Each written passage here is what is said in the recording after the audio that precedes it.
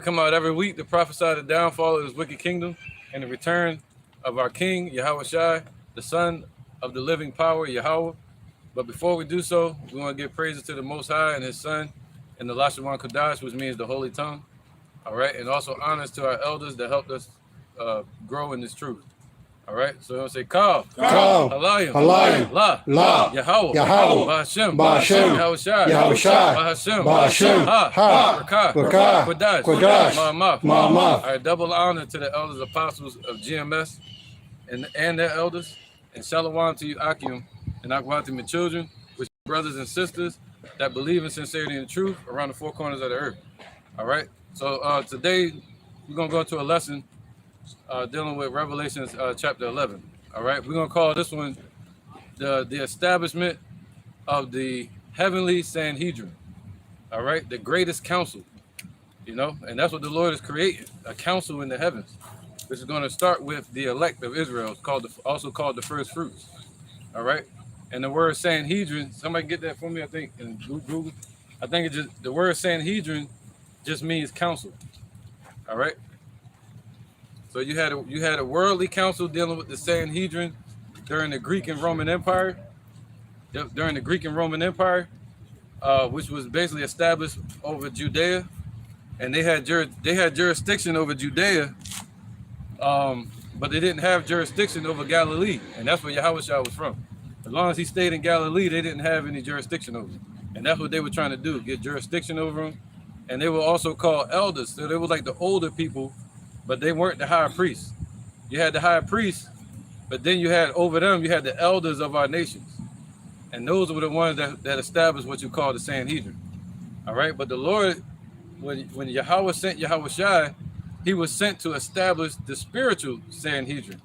All right, the gathering that's going to gather in the heavens, the council. Somebody got it?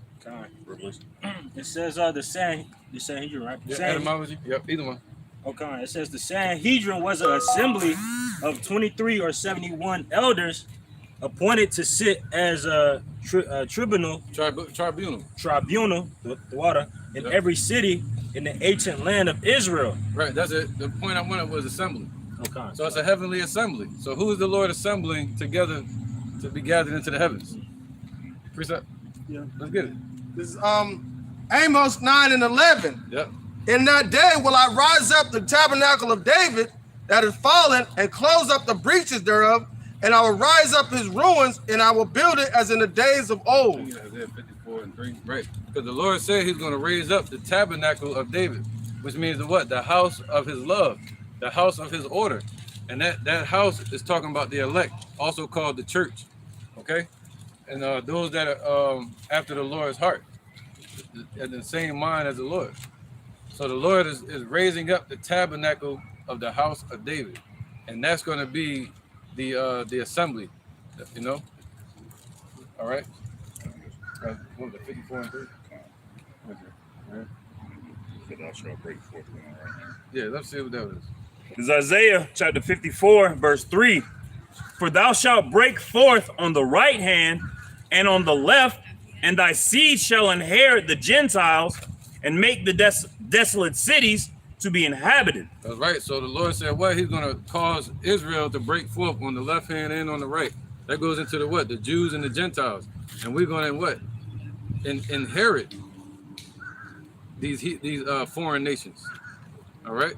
And that goes also into the northern kingdom and the southern kingdom on the left hand and on the right. All right.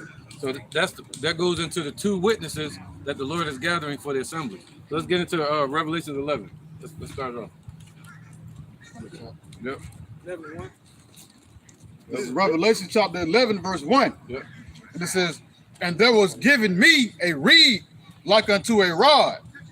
And the angel stood, saying, rise and measure the temple of Yahweh and the altar and them that worship therein. Right. So today the altar means to be in his presence, and measure the altar and measure the temple.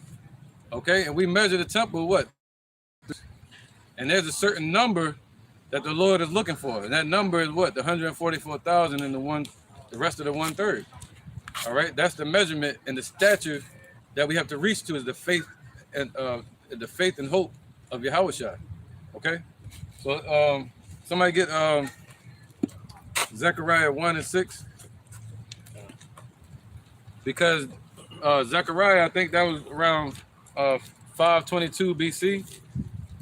And this during the time of Zechariah, the Lord Yahweh was about to reestablish the children of Israel in their land again. And we we're going to rebuild the temple, which started really around 516 BC. So he was telling them spiritually and physically to measure the temple. All right. So today we measure it with the scriptures, with the spirit of truth. Somebody get that? Zechariah chapter 1, verse 6. Yep. But my words and my statutes, which I commanded my servants, the prophets, did they not take hold of your fathers? And they turned and said, like as the Lord of hosts thought to do unto us, according to our ways and according to our doings, so have he dealt with us. Upon the 4th and 20th day of the 11th month, which is the month Sabbath, in the 2nd year of Darius, came the word. 16. Second year of Darius, right? Come on. So the second year of Darius was 520 BC. And he started ruling in 522, Darius the Persian. But go ahead, when he got this prophecy. Came the word of the Lord unto Zechariah. But we're going to go to 17 with him real quick. Zechariah, go ahead. The son of Iddo, the son of Berechiah, the son of Iddo, Yeah, Berechiah. Berechiah, the son of Iddo, the prophet, I do. the son of Iddo, the prophet, saying, I saw by night, and behold, a man riding upon a red horse. Right. And he stood among the myrtle trees that were in the bottom, and behind him there were red horses, Right, speckled yeah. in white. Yep. Let's go ahead and get to the point. Let's go to Zechariah 2. Throw it off. 2 and 1. Yeah, 2 and 1. Zechariah 2 and 1. I lifted up my eyes again and looked, and behold, a man with a measuring line in his hand. There you go. See that? There go the measuring line, the same one spiritually that John was talking about in Revelation. Go ahead. Then said I, whither goest thou? And he said unto me, to measure Jerusalem, Right. to see what is the breadth thereof, and what is the length thereof. That's right. So just like he told John to see what is the breadth thereof and what is the length of Israel. So what is the number of the elect? All right, go ahead. And behold, the angel that talked with me went forth, and another angel went out to meet him, and said unto him, run, speak to this young man, saying, Jerusalem shall be inhabited as towns without walls for the multitude of men and cattle therein. Right. So even today, we dwelling as a multitude of men. What we say? And cattle As therein. towns without walls. Okay, go ahead. For I, saith the Lord, will be unto her a wall of fire round about. Right. So yep. So the Lord is going to be to us a wall of fire, a protection in these times. Go ahead. And So will be that goes into what? Measuring the perimeter of Israel. Okay? Go ahead. So that's going to be our protection. That's going to be the measurement, the barrier. He said, what is the length and what is the width of it? Go ahead. and will be the glory in the midst of her. Ho, ho, come forth and flee from the land of the north, saith the Lord. For I have spread you abroad as the four winds of the heaven, saith the Lord. Deliver thyself, O Zion, thou dwellest with the daughter of Babylon. Right. So this right here is spiritually talking about America today, but at that time it was literally talking about Babylon. So he was telling us to come out of those lands where we were scattered in Babylon and come back to our lands under the order of the Persians to rebuild the temple. But today the Lord is saying, leave mentally the spiritual Babylon. All right, be delivered from this place. So let's get back to Revelation 1 again. Revelation 11 and 1, where it said measure the temple. This is back at Revelation chapter 1. Right, because he's going to rebuild the tabernacle of David. That's the temple. Okay. Chapter 11, verse 1. Salaki. This is, and there was given me a reed like unto a rod. And the angel stood saying, rise and measure the temple of Yahweh and the altar and them that worship therein. Right, and a reed is a measuring tool. All right, it was a measuring stick. What they call them damn things? Cattails in the water. Yeah, cattails. A lot of times they would use those. They would break them off. You know, they would use them as canes. They would use them as measuring sticks. All right. So and usually it would be what you would call a cubit. A cubit would be the length of somebody's arm, all the way to their wrist and to their hand, a man's hand. All right. So today, what we measure Israel with is the scriptures. This is our measuring tool. Yeah, I'm trying to look up something real quick. Go ahead. Verse 2, it says, but the court which is without the temple, leave out and measure it not. Right. So what measuring means to what? Somebody get that? Examine thyself. Ready to be in the face? Yeah. Get this real quick.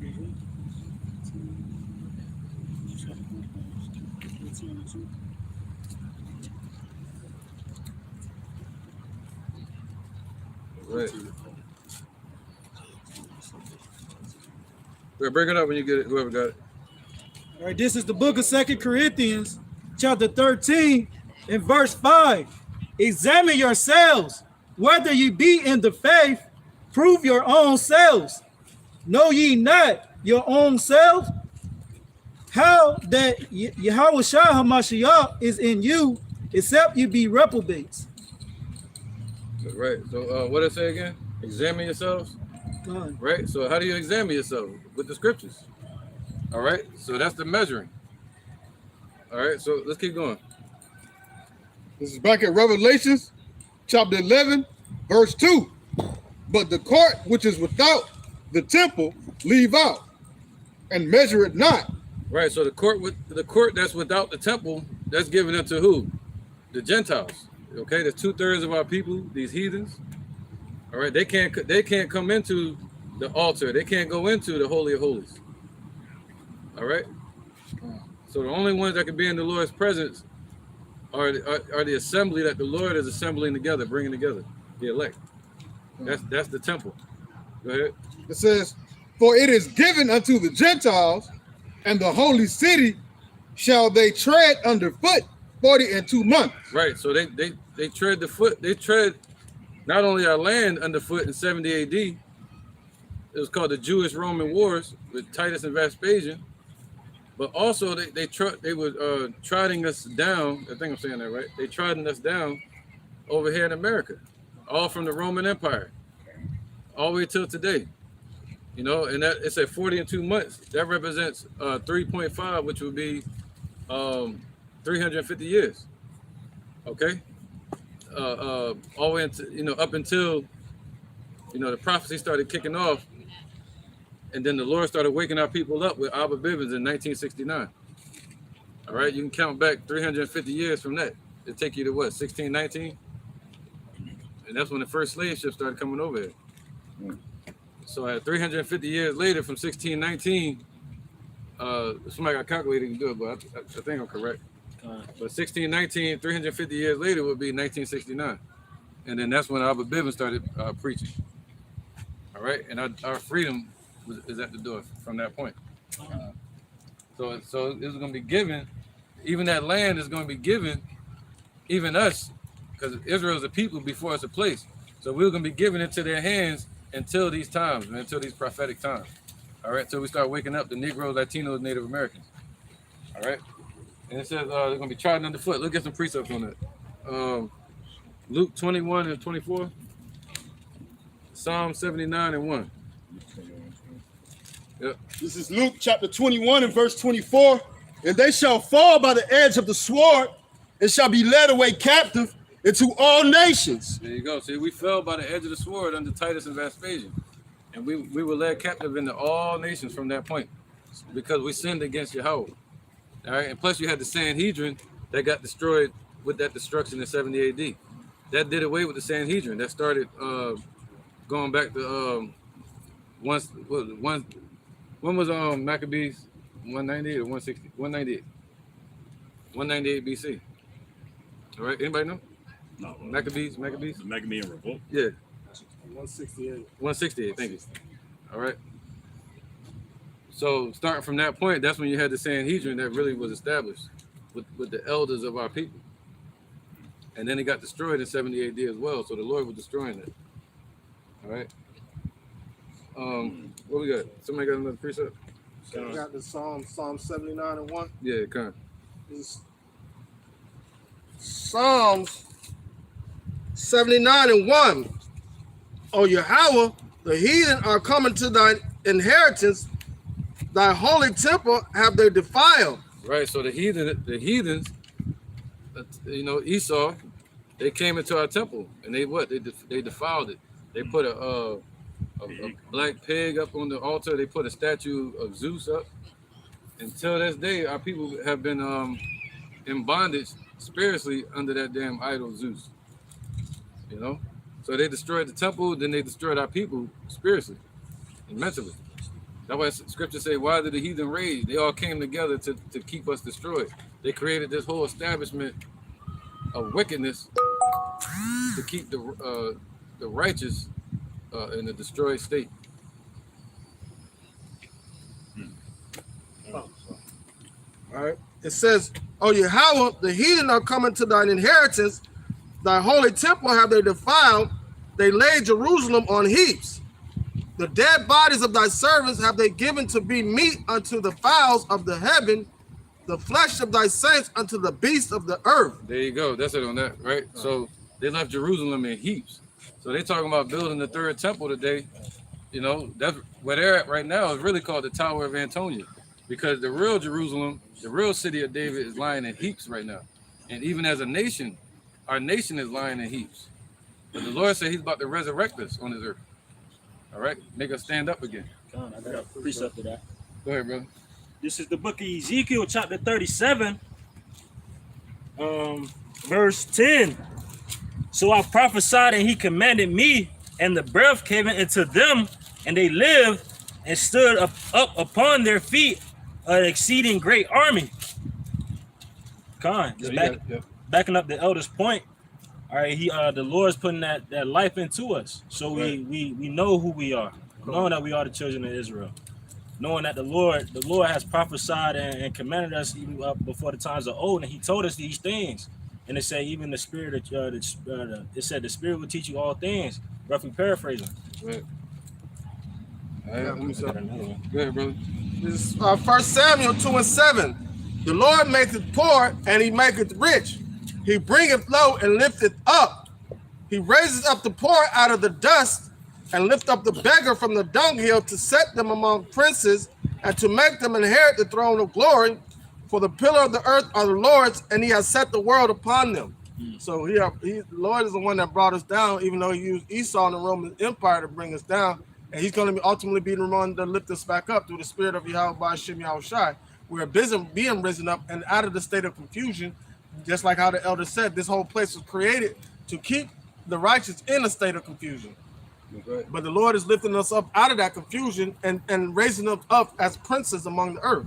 It says, verse 8, he will keep the feet of his saints, and the wicked shall be silent in darkness, for by strength shall no man prevail. And it's all being done by the spirit of Yahweh by Shem Yahushai.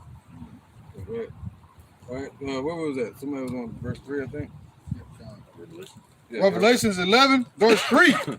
And it says, and I will give power unto my 2 witnesses, and they shall prophesy 1,203 score days in sackcloth. Right. So that 1,203 score days, that goes into the 350 years again. All right.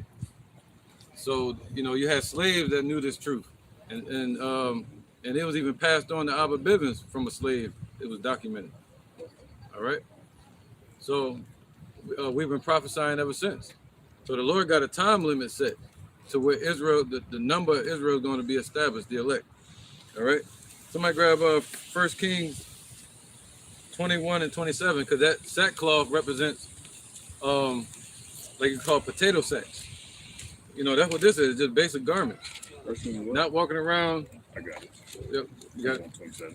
You're not walking around with shiny gold all over your garment. You Fur know, about the neck. right, making the t-shirts come out here with a t-shirt down to your waist, rhinestones on their garment, gauntlets on their wrists, gauntlets. You know, so we don't need all that. A real prophet is not going to need all that, man. You're not going to need all the money, all the buildings and facilities. You just want to come out here and do the work. All right. First King. Yeah, First Kings, man. Because this was the King Ahab of Israel when the Lord prophesied against him. Where is it at? In Kings, I think? Yeah. This is Right. First Kings chapter 21, verse 27. Yep. It says, and it came to pass when Ahab heard those words that he rent his clothes and put sackcloth upon his flesh and fastened it and lay in sackcloth and went softly. Right. See that? He went softly when he started tiptoeing. Like, oh, you know, he was scared. And that's what the Lord told us. We should be treading lightly. All right. He said we're going to be prophesying in sackcloth. And we're prophesying in a dangerous place to fall on the right hand or to the left. So we have to tread lightly in this place, right? But he told Ahab, he said, yo, he was going to, let's get there real quick. Where is it at? He told Ahab, this right here, this was scared Ahab. Where is it at? You can go down to the next verse. You can go to the next verse. Okay. Verse Start from 20, go to 21 real quick.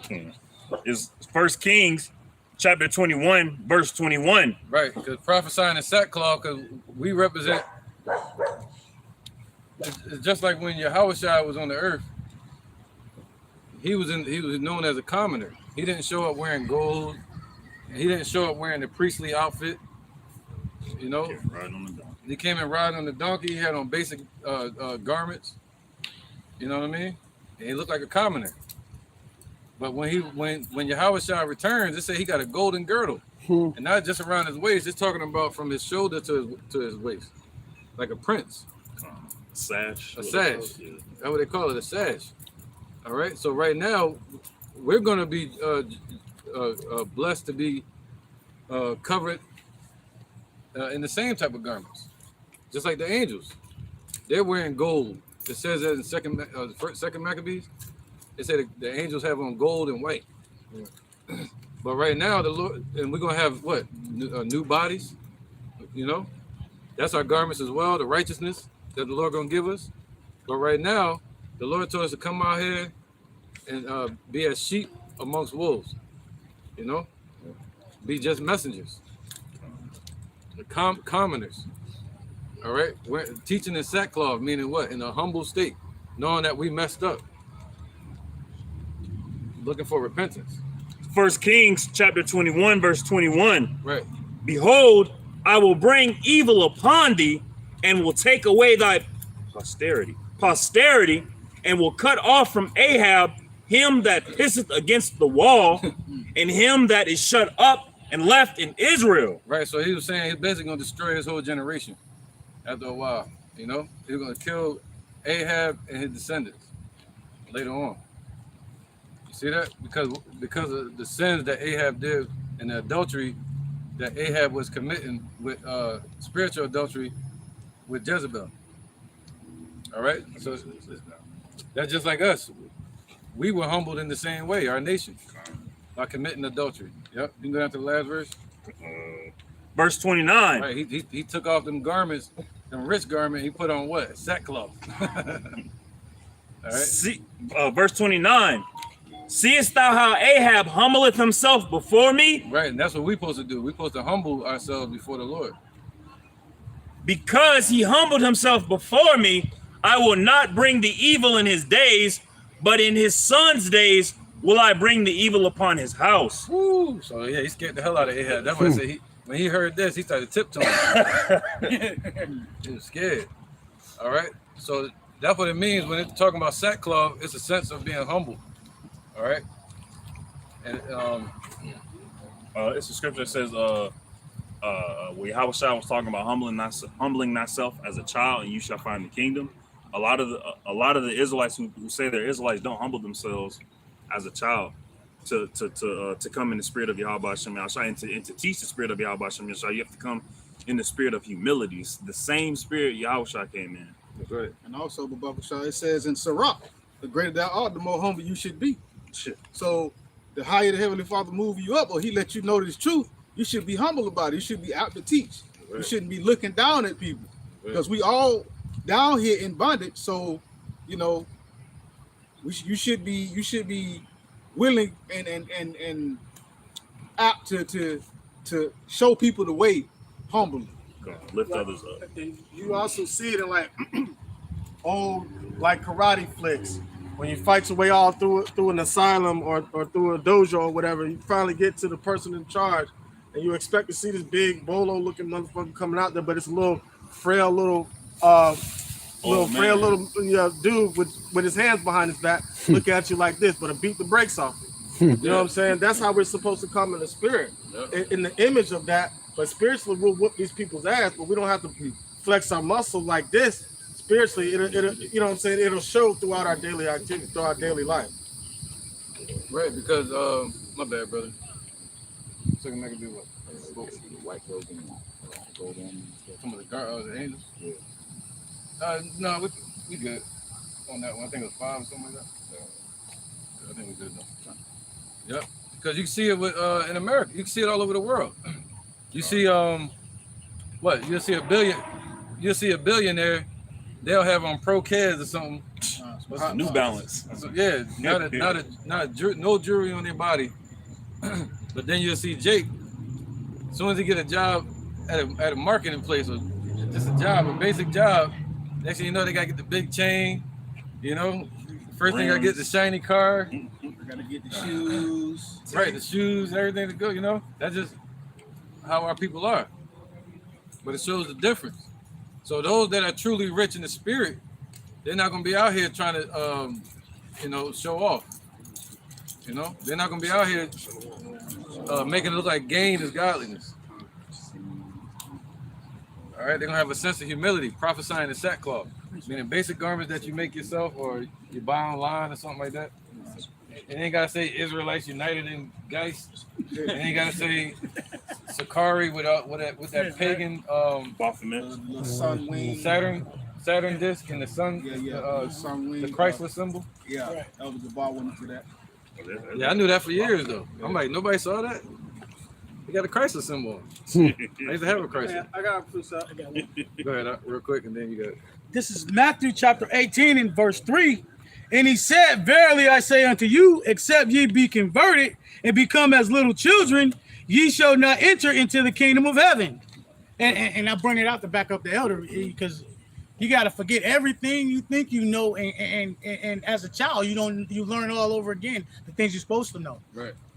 If a man seems wise in this world, let it become a fool so that it can become wise. You got to empty your cup in order for your cup to get full. You can't be filled if you're already full. Right. Then you got to become a new creature. A lot of Jakes like to come in this truth and they try to be the same person. They still want to hold on to who they was in the world. You got to cut the former person off and become a new creature that the Lord can shine his light through.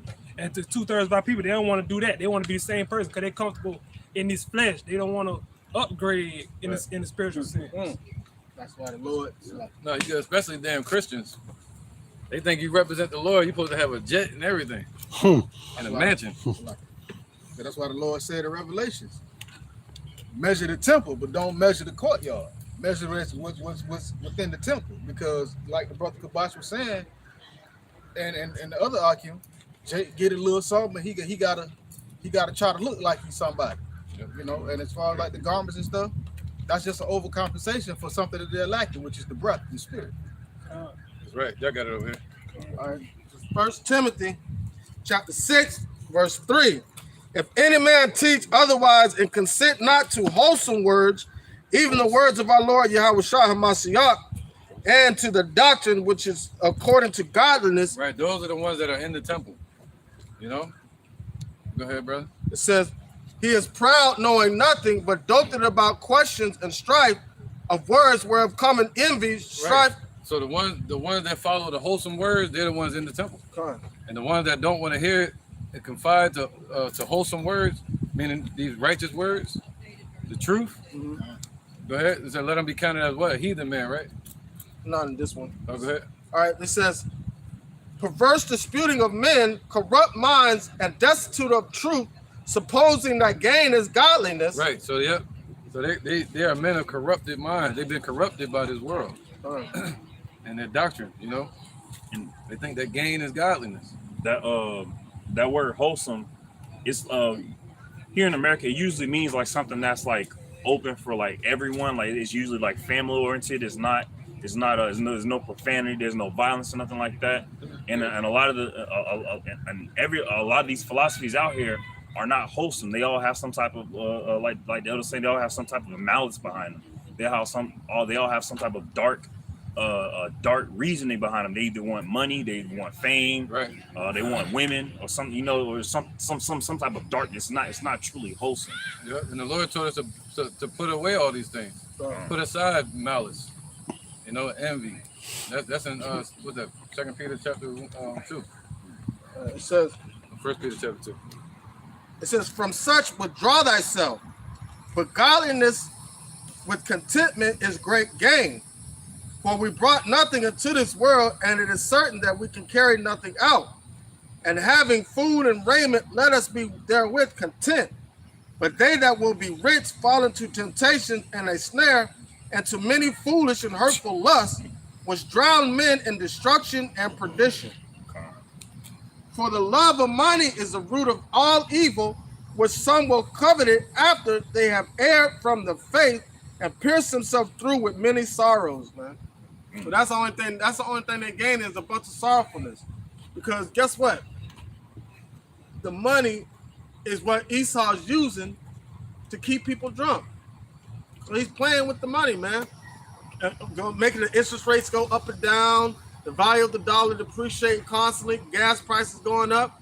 You spending money, you think you're in good case because now they're giving you raises at your job. No, they're giving you raises to keep up with the economy. Because they can't have they don't want you to have you under the floor poor. They need to have you right at ground level to keep you coming back to work, to make you think that there's light at the end of the tunnel.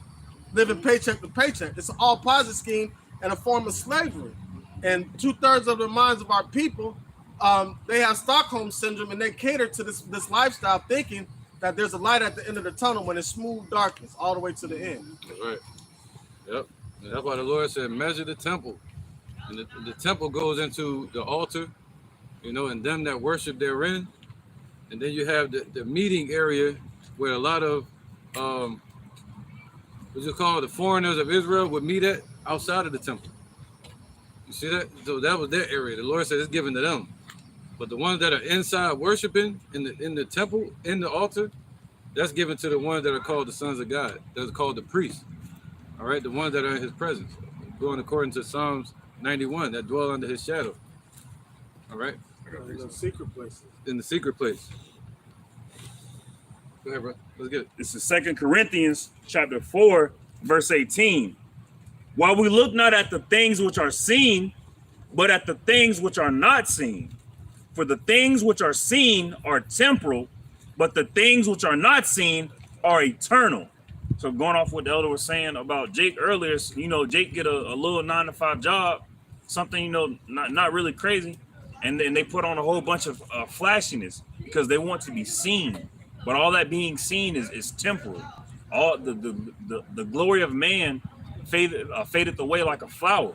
It blooms and it dies. Blooms and it just comes up. But the spirit of the Lord is eternal. The things that are not seen, the forces that are around us, that our eyes and our spirits can't truly see or sense, those things are eternal. Those things are always and will always be here. The force of wisdom, the force of truth, knowledge, understanding.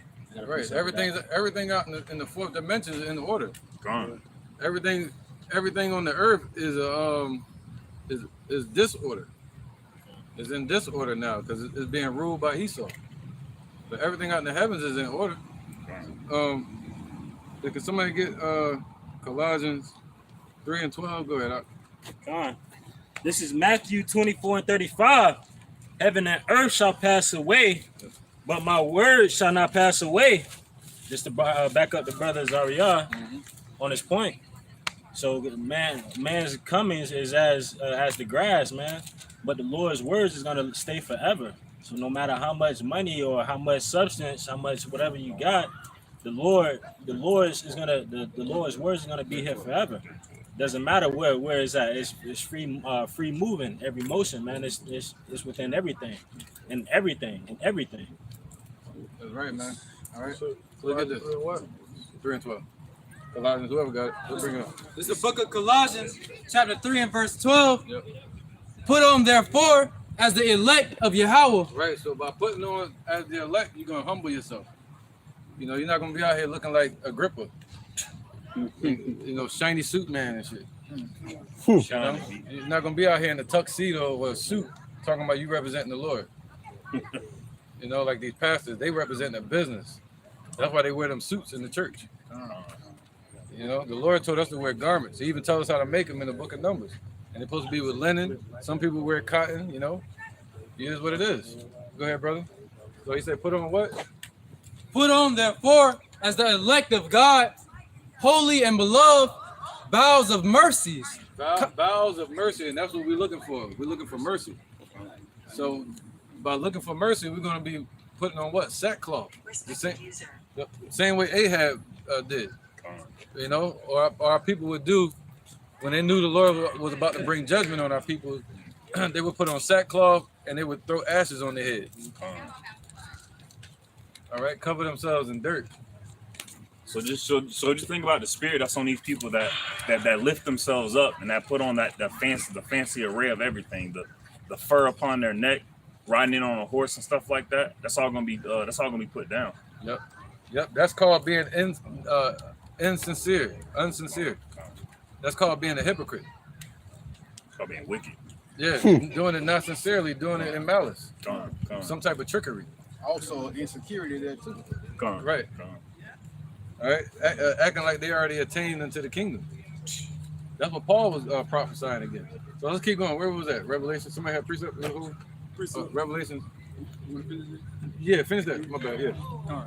Back at Colossians chapter 3 and verse 12.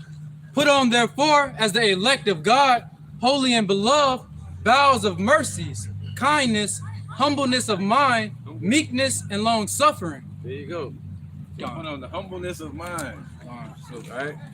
Humbling yourself to do this work. Not saying you got to walk around with your head down, you know, but you're not going to try to be Jay-Z or P. Diddy. You know what I mean? You might make some money. It is what it is. But when it comes to the Lord's work, he's telling you how he want the character to be in his movie. He said, this is what you're going to wear, a sackcloth. Just like he told a man to be a man and a woman to be a woman. He said, the woman, you're going to know a woman because she's going to have long hair. That's what he created. He said she's going to have long hair. And the man going to be a man because he's going to have a shorter hair and he's going to be manly. All right, and he's going to have wisdom. And this woman here, she's going to be a singer, you know? So he established everything how it should be, every character. Esau's going to be wicked. That's just it. Yeah, you know what I'm saying? All right. So he told the prophets they're going to wear sackcloth. All right. Let's get back to Revelation, unless somebody got a precept. Sure. Okay, go ahead. This is 1 John chapter 2 and verse 3. And hereby we do know that we know him if we keep his commandments. He that saith, I know him, and keepeth not his commandments, is a liar, and the truth is not in him. But whoso keepeth his word, in him verily is the love of God perfected. Hereby know that we are in him. And that's how you know who's in the secret place of the Lord. They doing the things commanded of them. They're hearing that calling, and they're making that calling sure. They're not going out here dipping and dabbing with the world, and then trying to sneak back in the temple. And those are liars. They never were they were never in the club. They talk about something, they still got the thing with like it don't wiped off. Nah, it don't work like you never got a sticker. You wasn't marked. Right, See, here's the one that what's it? Clean the outside of the cup. Somebody get that? Yep. Go back and show. Yep.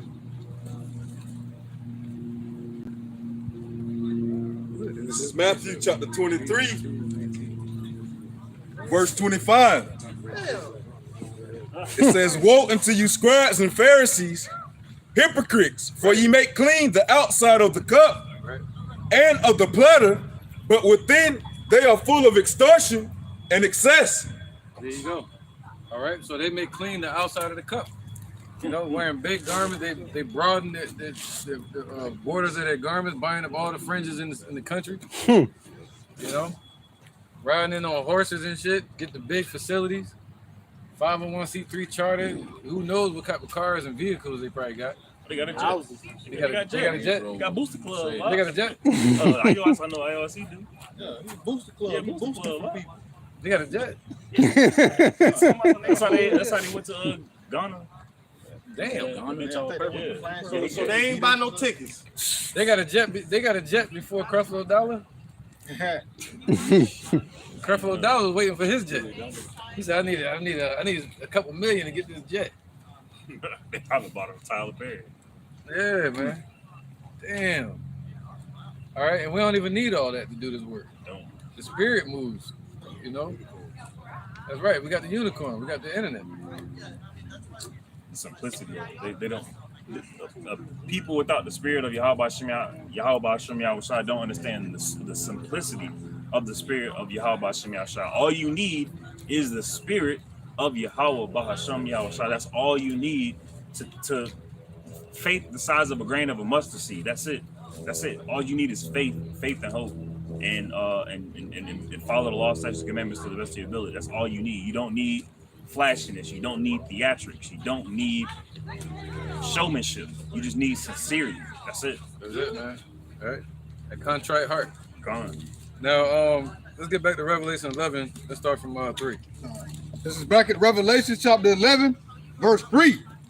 And it says, "And I will give power unto my 2 witnesses, and they shall prophesy 1,203 square days, clothed in sackcloth." Right, man. So we're here prophesying now.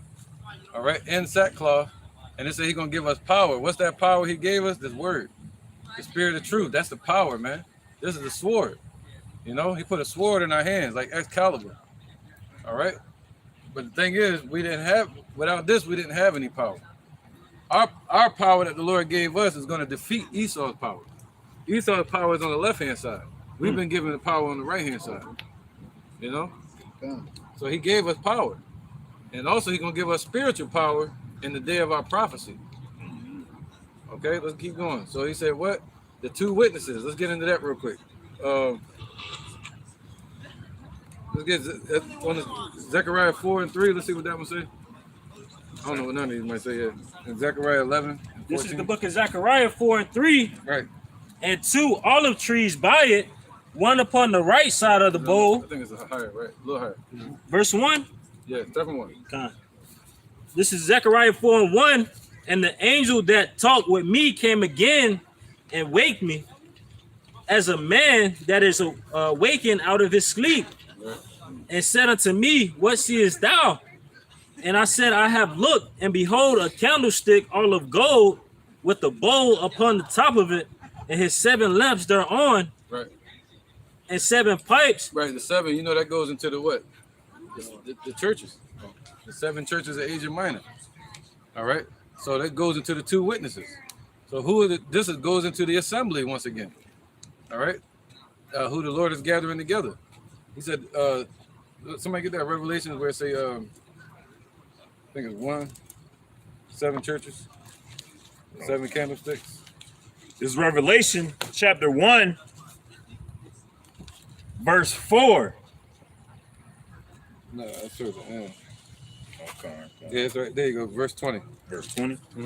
Revelation chapter 1, verse 20. The mystery of the 7 stars which thou sawest in my right hand, and the 7 golden candlesticks. The 7 stars are the angels of the 7 churches. Right, the angels represent, the leaders of those churches that were called out. The word church goes into being called out, okay, to being measured out. Once again, that's what he told John to do, measure the temple, right, to measure out. So the ones that were called out, it says what? And the 7 stars. Okay. And the 7 candlesticks which thou sawest are the 7 churches. And the 7 churches of who? Israelites. These were Israelites. Okay. So it starts with that. The 7 churches that were called out from the world, that were called out from amongst the nation of Israel to serve the Lord. All right, so let's get into it, man. The candlestick. Time. This So is you had the bowl. Go ahead.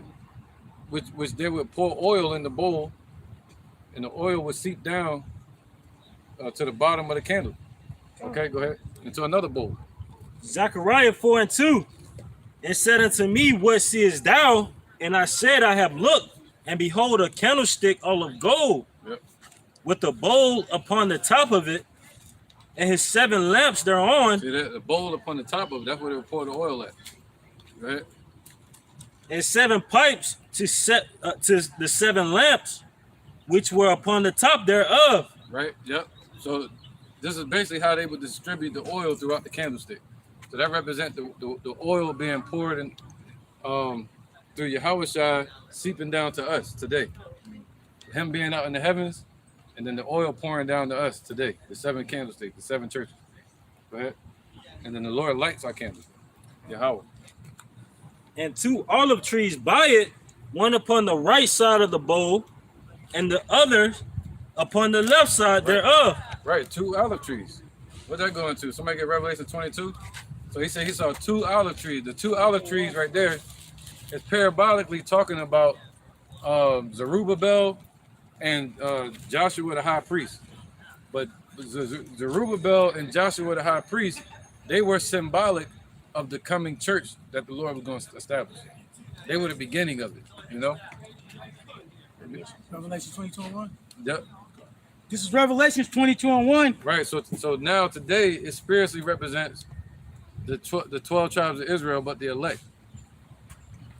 He showed me a pure river of water of life, clear as a crystal, proceeding out of the throne of Yahweh and of the Lamb. Right, the river of life, that's the wisdom that's flowing from Yahweh, the oil, right?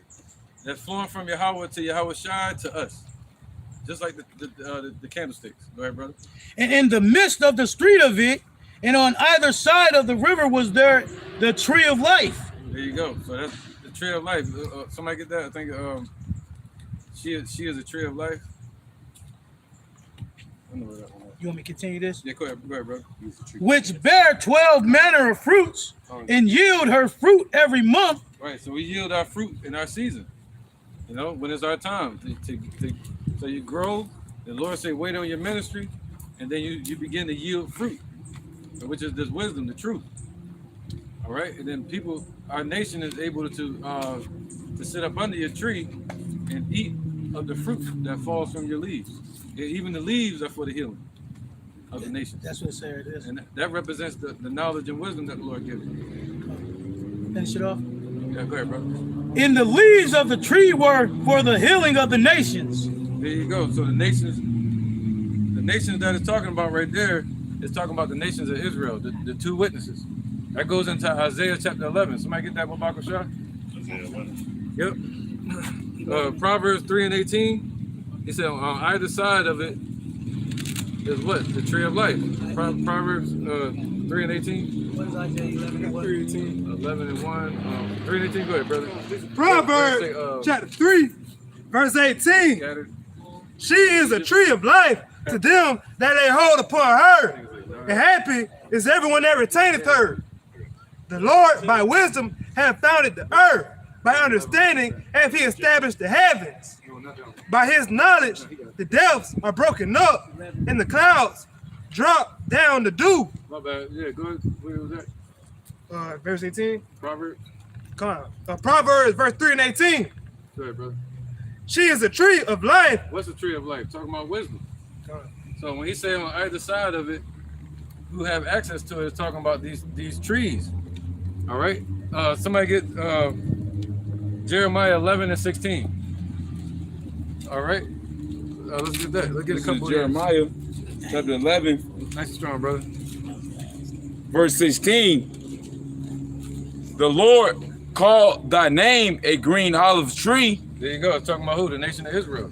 So today it will be the elect. The green olive tree represents being pure. All right. Go ahead and fresh.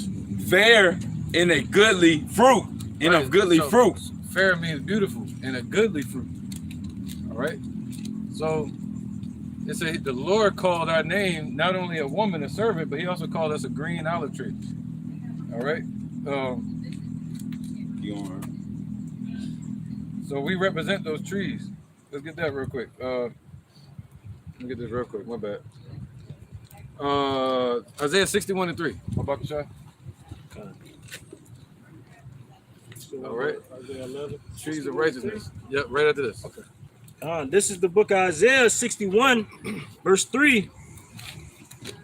To appoint unto them that mourn in Zion, to give unto them beauty for ashes. Right. This is for the elect first, and then for the rest of Israel and the kingdom. So he's gonna give us beauty for the ashes instead of having ashes on our head and our nation being destroyed. All right. Go ahead. Time. And it says, so we're gonna be able to poke our chest out in the kingdom. We're gonna be able to be proud then, when the Lord makes us perfect. Okay. Not here in today's time. Hell no. the oil of joy for mourning. So he's gonna give us the oil of joy for mourning. Instead of mourning, he's gonna cover us with joy. So he's gonna give us reasons to be joyful in the kingdom. The garment of praise for the spirit. Right. So he's gonna give you a garment of praise. So he's telling you as a human being, you're gonna be covered with praise in the kingdom. Praising him. He's telling you what he's creating in his theater. The garment of praise for the spirit of heaviness, that they might be called trees of righteousness. Whoa, there you go. That who might be called trees of righteousness? The children of Israel. All right, starting with the elect, the church. Okay, the temple. Let's get that real quick. Isaiah 11. It's Isaiah 11:10. And in that day there shall be a root of Jesse. Yeah, root, just like a tree. Go ahead. Which shall stand for an enzyme of the people. Right, he's going to stand for a sign to the people, starting with Paul. You know, Peter and Paul. When they say Paul says he magnifies his office. What was his office for? His office was to the Gentiles, meaning the Israelite foreigners. All right, so the Lord was setting it up to bring in the Jews and the Gentiles, the Israelites that believe in the truth. Okay? I got that was going to be part of the temple. Interjection. Yeah, definitely. Good. This is John chapter 15, verse 1. I am the true vine, and my Father is the husbandman. There you go. Every branch in me that beareth not fruit, he shall take away, and every branch that beareth fruit, he purges it, that it may bring forth more fruit. There you go. All right. So that goes into what? The root of Jesse. You know, that root grew, that offspring grew up to be a huge tree, and the branches represent the elect, or actually the children of Israel. But then you also have branches that were broken off of these trees that were grafted back in, called what? Gentiles. All right. That's right, man. So that green olive tree became a wild olive tree. You know, wild meaning unruly, immoral, being wicked. All right, poisonous, toxic. But now the Lord said, don't measure, don't deal with them. Don't build them up. Measure the temple and those that worship therein, in the altar, meaning those that are in the presence of the Lord. And you know, all right, go ahead. Somebody read something? Back in Isaiah. Yeah, 2 witnesses. Yep. Let's finish that real quick. Oh, 2 witnesses? Yeah. He said, it shall ensign to the people. Yeah. And the Gentiles shall seek. And then it said, Judah and Israel. And, yeah, gotcha. All right, this is Isaiah 11:10. And in that day there shall be a root of Jesse, which shall stand for an enzyme of the people. To it shall the Gentiles seek, and his rest shall be glorious. And it shall come to pass that in that day that the Lord shall set his hand again the second time to recover the remnant of his people left from Assyria and from Egypt and from Pathros and from Cush and from Elam and from Shinar and from Hamath and from the isles of the sea, and shall set up an enzyme for the nations and shall assemble the outcasts of Israel and gather together the dispersed of Judah from the four corners of the earth. There you go. All right, so that's the 2 witnesses, man. All right, they're the ones that are the witnesses that saw the Lord's power, that saw Yahushua, you know, that are going to see the Lord's deliverance. And even in the kingdom, once the Lord takes the elect up into the chariots, they're going to be the ones that witness America get destroyed. So these are his two witnesses. All right, that saw the wickedness of Esau. We represent his eyes on the earth. All right. So these are his two witnesses. What did they always say? I bear witness. All right. Go ahead, bro. This is Wisdom of Solomon, chapter 7, verse 24. For wisdom is more moving than any motion. She passeth and goeth through all things by reason of her pureness. And as long as we cling unto the spirit of wisdom, the slakia, as long as we cling unto that wisdom of Yahweh Hashem Yahushai, and we ourselves will be more moving than any motion as well. Right. All right. Being those strong trees planted by the river, by that what Chal was reading in verse in Revelation 22, that pure water, clear as crystal. Right. And that's what's nourishing the trees. And from that water, from that oil that's being passed down, that's why we got to pour our cup out to fill it up with the oil or the water that's being presented to us, given to us by Yahweh, by Shem Yahushai, to water the other plants for them to be nourished, have the nutrition to bring forth more fruit.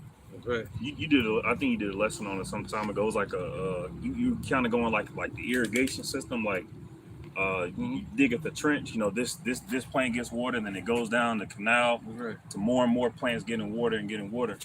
Right. Being connected to that river, to that pure river of righteousness and truth. Right, and the path of that water, ultimately it becomes a conduit, channeling, directing the water, to the source, where from the original source to the other sources that are doing supplying the water to the rest of the nation. Yep, I got it. Right. Oh, somebody get Isaiah 43 and 10 real quick. Isaiah 43 and 10. Isaiah 43. It's the book of Isaiah, right? Chapter 43 and verse 10. The Lord called us his witnesses many times over. Gone. Ye are my witnesses, saith the Lord, and my servant whom I have chosen, that ye may know and believe me, and understand that I am he. Before me there was no God formed, neither shall there be after me. That's right, man. There you go. So we were witnesses of his majesty. The scriptures say that. So we're eyewitnesses of Yahweh Shai's majesty. All right. So who is his witnesses on this earth? The two witnesses talking about the northern kingdom and the southern kingdom. All right. Of Israel. Y'all have precepts, right? Go ahead, brother. Let's get it. All right. I got two of it. Well, I'm gonna give window. That's good. All right. This is the book of Psalms, chapter 33 and verse 11. The counsel of the Lord standeth forever, and the thoughts of his heart to all generations. And I brought that out to back up the brothers, man. Yahweh Ba'ashem Yahushai counsel is standing forever and sure. And you've seen it through the times of the 60s, 1969, through other Bibbins, all the way to our apostles and elder, Apostle Tahar on down, to our elder at our count, and to us, man. You see that through us, man, that Yahweh Ba'ashem Yahushai counsel is standing forever, man. And his words are not going to return unto him void. That's right. All right. Verse 12. Blessed is the nation whose power is the Lord, and the people whom he have chosen for his own inheritance. So blessed is the so-called Negroes, Latinos, and Native Americans, man, even though he's only dealing with the elect in these times. The 144,000 men and the 1/3 women and children, and also the men that's a part of that, man. And in the spectral bird, meaning the ones that look like these other nations, man, but of the Israelites. Precept, just to back up what the brother Mazan just brought out. This is Proverbs 21 and 30. There is no wisdom, no understanding, nor counsel against the Lord Yahweh. So just like the brother brought out, there is no other wisdom, no other counsel that can stand against the wisdom, the knowledge, and the understanding and the truth of Yahweh Ba'ashem Yahushai that has been brought down from Yahweh Shai down through us through the ages all the way down to this day. It starts at the top and it trickles down. Right. Precept. This is the book of Isaiah, chapter 51 and verse 7. Hearken unto me, Ye that know righteousness, the people in whose heart is my law, those who are being measured, fear ye not the reproach of men, neither be ye afraid of their revealings, for the moth shall eat them up like a garment, and the worm shall eat them like wool, but my righteousness shall be forever, and my salvation from generation to generation. So just like the brother saying, man, the word of the Lord is not gonna pass, man. It's ultimately gonna be fulfilled. Right. Yeah, bring these out. I'm gonna get back to Revelation too. All right, this is Proverbs 19, just to back up what the brother Thanyala was saying. Proverbs chapter 19, verse 21. It says, there are many devices in a man's heart. Nevertheless, the counsel of the Lord Yahweh, that shall stand. So maybe many thoughts, maybe many ways of thinking in a man's heart. But when it comes down to the counsel of the Lord, that's what's gonna stand. That's what's gonna be concrete. That's what's gonna last forever. Yep. And devices go into imagination. They imagine it. You know, what can their mind imagine? What Nate imagined in grocery stores. Esau imagining the new world order. Con. A digital world. Oh, yeah. You know, and wherein dwelleth wickedness. That's what they want. A satanic order on this earth.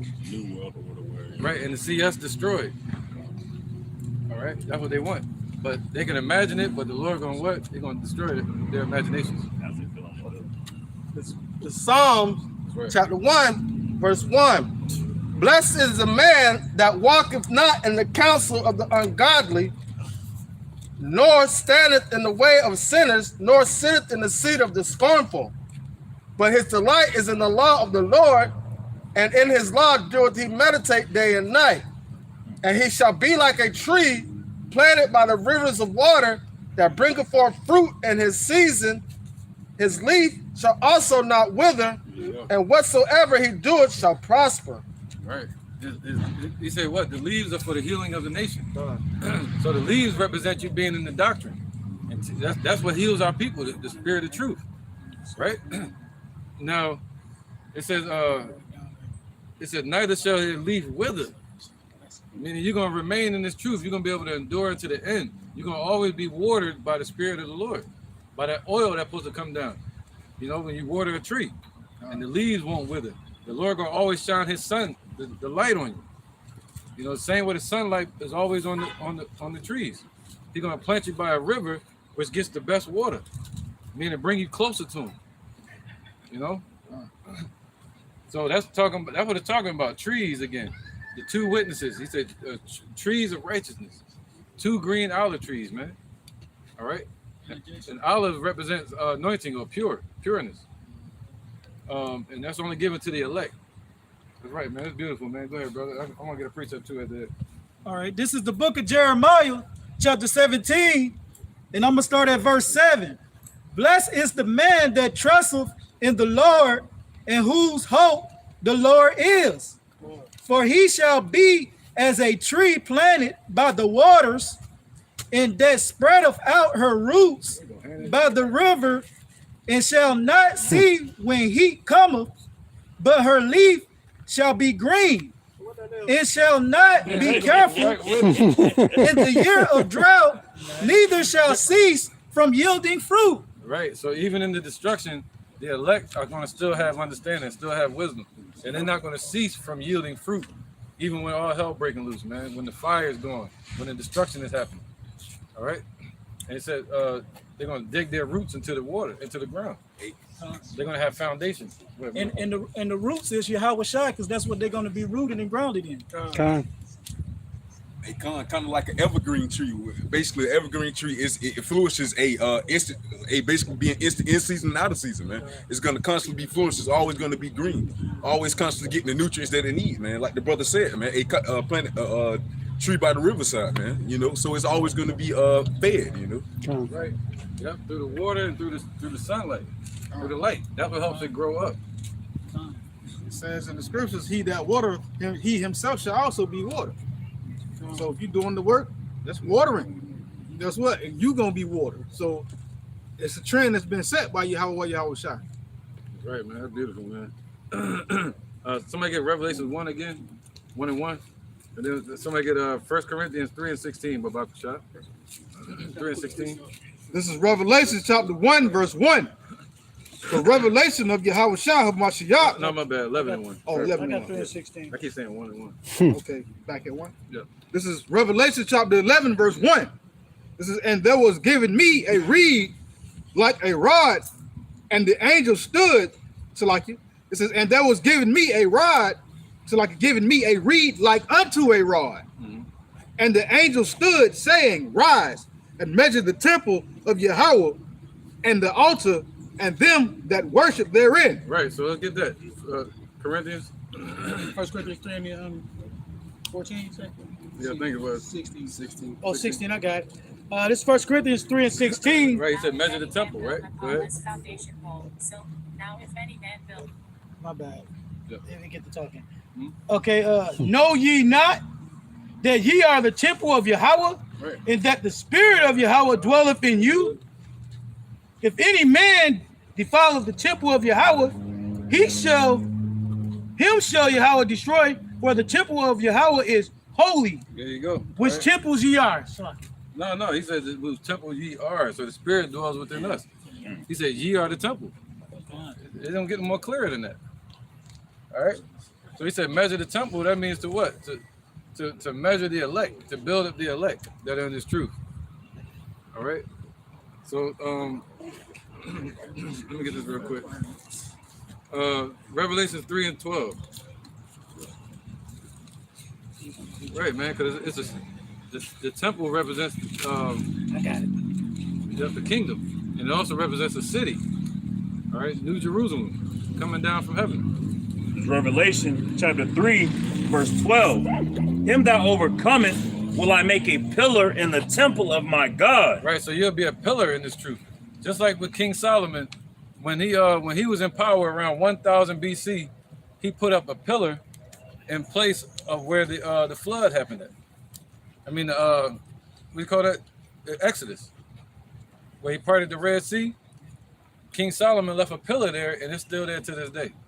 So a pillar is what supports the temple. All right. So the Lord said, "You're going to be a pillar in His temple, and you shall go no more out ever again." Meaning you're going to always have wisdom. You're going to always remain in the truth, and the sun shall not go down ever again upon you. All right. Go ahead. Read that again. Revelation chapter 3, verse 12. Right. So him that overcometh, overcoming what? This world, overcoming yourself. By believing in Yahweh Bashem Yahushua, you've overcome already. Him that overcometh will I make a pillar in the temple of my God, and he shall go no more out, and I will write upon him the name of my God and the name of the city of my God. Right, so he's going to write upon that individual the name of New Jerusalem or Yerushalayim. That individual is going to be a citizen that helps to establish the city. All right, so that individual is going to be known as the Israelite, man. Okay, Yerushalayim, a prince. And the nation's going to be in fear when they see you. And for carpentry and construction terms, you have certain things called like load-bearing beams or load-bearing wall. Mm-hmm. Those are walls that support the whole foundation of the structure, and you can't move those walls. So those walls have to be fortified in that structure in order for it to stand up. So that's what the elect are being placed in today in the spiritual temple of New Jerusalem, man. Right. As load-bearing beams, meaning supporting the whole structure and the whole foundation of the building. You say low or load? Load bearing. That's good. Okay. That's perfect, too. Yep. Well, somebody reading something. Revelation 3, Revelation 3. 12. And we went back to 11 and 1. Yeah, we went back to the top. Okay, we was done with that. 3 and 12. Him that overcome Revelation 3 and 12. Mm-hmm. Him that overcometh will I make a pillar in the temple of my God, and he shall no more go out. And I will write upon him the name of my God and the name of the city of my God, which is New Jerusalem, which cometh down out of heaven from my God. And I will write upon him my new name. Right, so his refreshed name saying that he's going to say this individual belongs to Yahushua. Not a new name, as in like it's not gonna be Yahushua anymore. Like you just said, refresh. Yeah, be refreshed. All right, he said till the time of refreshing comes, man. All right, so he's going to write upon you his name, and you are the temple. Okay, you are the stones that make up the temple. Let's get that. Ephesians chapter 2. 2 and 19. Go ahead, bro. This is the book of St. Luke, chapter 10 and verse 19. Behold, I give you power to tread on serpents and scorpions and over all the power of the enemy, and nothing shall by any means hurt you. That's right, man. And that's spiritual first, but then it's going to become physical. All right? And that's spiritual. Because at that time, he gave them spiritual power, and he gave them the spirit of truth.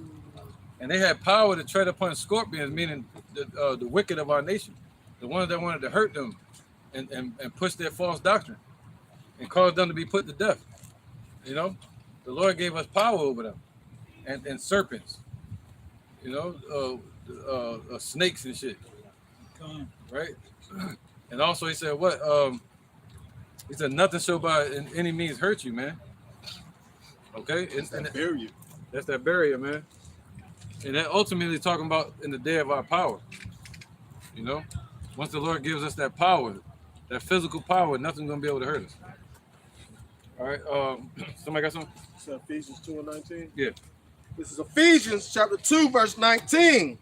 Now, therefore, ye are no more strangers and foreigners, but fellow citizens with the saints and of the house of Yahweh. There you go. So we fellow citizens now, the city. No more strangers. So he said he's going to write upon you his new name, and no more strangers anymore outside the temple. Now you're fellow citizens inside the house, inside the temple. All right, that's supposed to be measured. And say measuring meaning also count the elect. This one right here, you know, bring them in. Go ahead, brother. All the way 22. Okay. I don't want to go up to 12 now. You might go there right after this, though. Yeah, okay. Verse 20. And are built upon the foundation of the apostles. So, see that? So we built upon the foundation of the apostles. That's going to be important to remember when we get towards the end of this chapter in Revelations 11. You know, also in Revelations 21, where it says the foundations, you had 12 foundation stones. You had the 12 tribes of Israel, and then you also had the 12 apostles. So not only are they from Israel, but they had to be built upon that foundation to be part of the church, to be part of the temple. Starting with the 12 apostles. All right, and that's important to remember when it talks about this heavenly Sanhedrin that the Lord is creating. This heavenly Sanhedrin meaning assembly or council. All right, and that's what it goes into, where it says the 24 elders fell down before him, 2 and 4. 12 and 12 equals 24. So that goes into the 12 tribes of Israel, but the 12 starting with the ones that's built upon the foundation again, of the 12 apostles. All right, so verse 20, and are built upon the foundations of the apostles and prophets, Yahushua himself being the chief cornerstone, Right. in whom all the building fitly framed together growth unto an holy temple in Yahweh. There you go. So once it's fitly framed, meaning measured out, right? Now it's going to grow, meaning it's being built. There's a building happening right now, but it's, you know, but it's yeah, I'll just leave it there. But it's a patience to it, just like with Solomon. When Solomon was building the temple, he had them go out and build the bricks first outside of the temple, outside of Jerusalem, so it'll be quiet in Jerusalem. There was no sound of nails or hammers heard. Just like now we're being built, but you can't hear the nails and the hammer. You know, and we're being built outside of Israel, right? Just like stones being prepared. All right, Ephesians 2 and 21, in whom all the building fitly framed together growth unto an holy temple in Yahweh. Right, being a holy temple, meaning a set apart temple for the Lord Spirit to dwell in, separated from this world, man. All right, a house for the Lord to dwell in on this earth. And that represents the elect of Israel that we're supposed to measure out. That was it. Go ahead, brother. In whom you also are builded together for an habitation of Yahweh through the Spirit. Through the Spirit. All right, and what's the habitation of the Lord? He said the Lord will come in and sup with you, and He's going to send forth His Spirit that's going to dwell in you, the Holy Spirit. All right, so ye are the temple. We represent the temple of the Lord that the Lord said measure out. All right. We'll go back to verse 3, Revelation 11 and 3. This is back at Revelation chapter 11, verse 3. It says, and I will give power unto my two witnesses. So those two witnesses that we just now elaborated on extensively, they're going to be given power. We got power right now, man. You know, this is all the power we need. But then we're going to get more power, like Brightburn, like Superman. You know? Go ahead. It says, and they shall prophesy 1,203 square days, clothed in sackcloth. Right, so we're doing that now. We're living out the end of that prophecy now. All right, 350 years, man. Go ahead, living out that prophecy. Go ahead, brother. These are the two olive trees and the two candlesticks standing before Yahweh, the God of earth.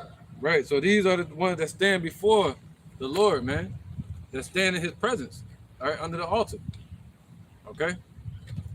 So we stand before Yahweh, and we're his witnesses on the earth. Let's go to verse 5. Yeah, somebody get Romans 11 and 13 all the way to 26. We can split it up, huh?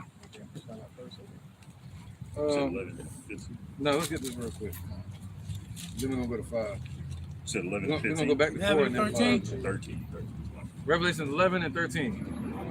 Romans 11 and 13. Romans 11 and 13. Salaki. This is Romans chapter 11, verse 13.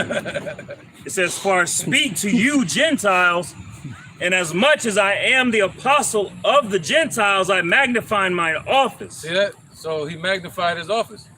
All right. So from that time, this message has been going out to the Gentiles, which means the foreigners or Israelites that were scattered. Okay. Verse 14. If by any means I provoke you to emulation, them which are my flesh, and might save some of them. There you go. So he was doing the same thing. He was going out and measuring the temple. All right. Them which are his flesh, who are Israelites. All right. It might save some of them. That's the goal. For if the casting away of them be the reconciling of the world, what shall the receiving of them be but life from the dead? Right. So if the casting away of the children of Israel created more wicked people on the earth, you know, by us going off, we had the sand of the sea. So the more of us that were going off, that created more wickedness on the earth. So what shall the reconciling of them be? Once the elect come into the truth and that office is magnified, it's going to go to the heavens. We're going to inhabit the other planets. The increase of it, you know, the same way we increase as wicked people on the earth, our nation. Now we're going to increase as righteous people on the earth. Go ahead, brother. Read that again. Verse 15, for if the casting away of them be the reconciling of the world. See, the reconciling of the world, meaning the world became more, you know, instead of righteousness. What shall the receiving of them be but life from the dead? See that? The receiving of us to Yahweh shall be more life from the dead, man, meaning bringing Israelites from being spiritually dead.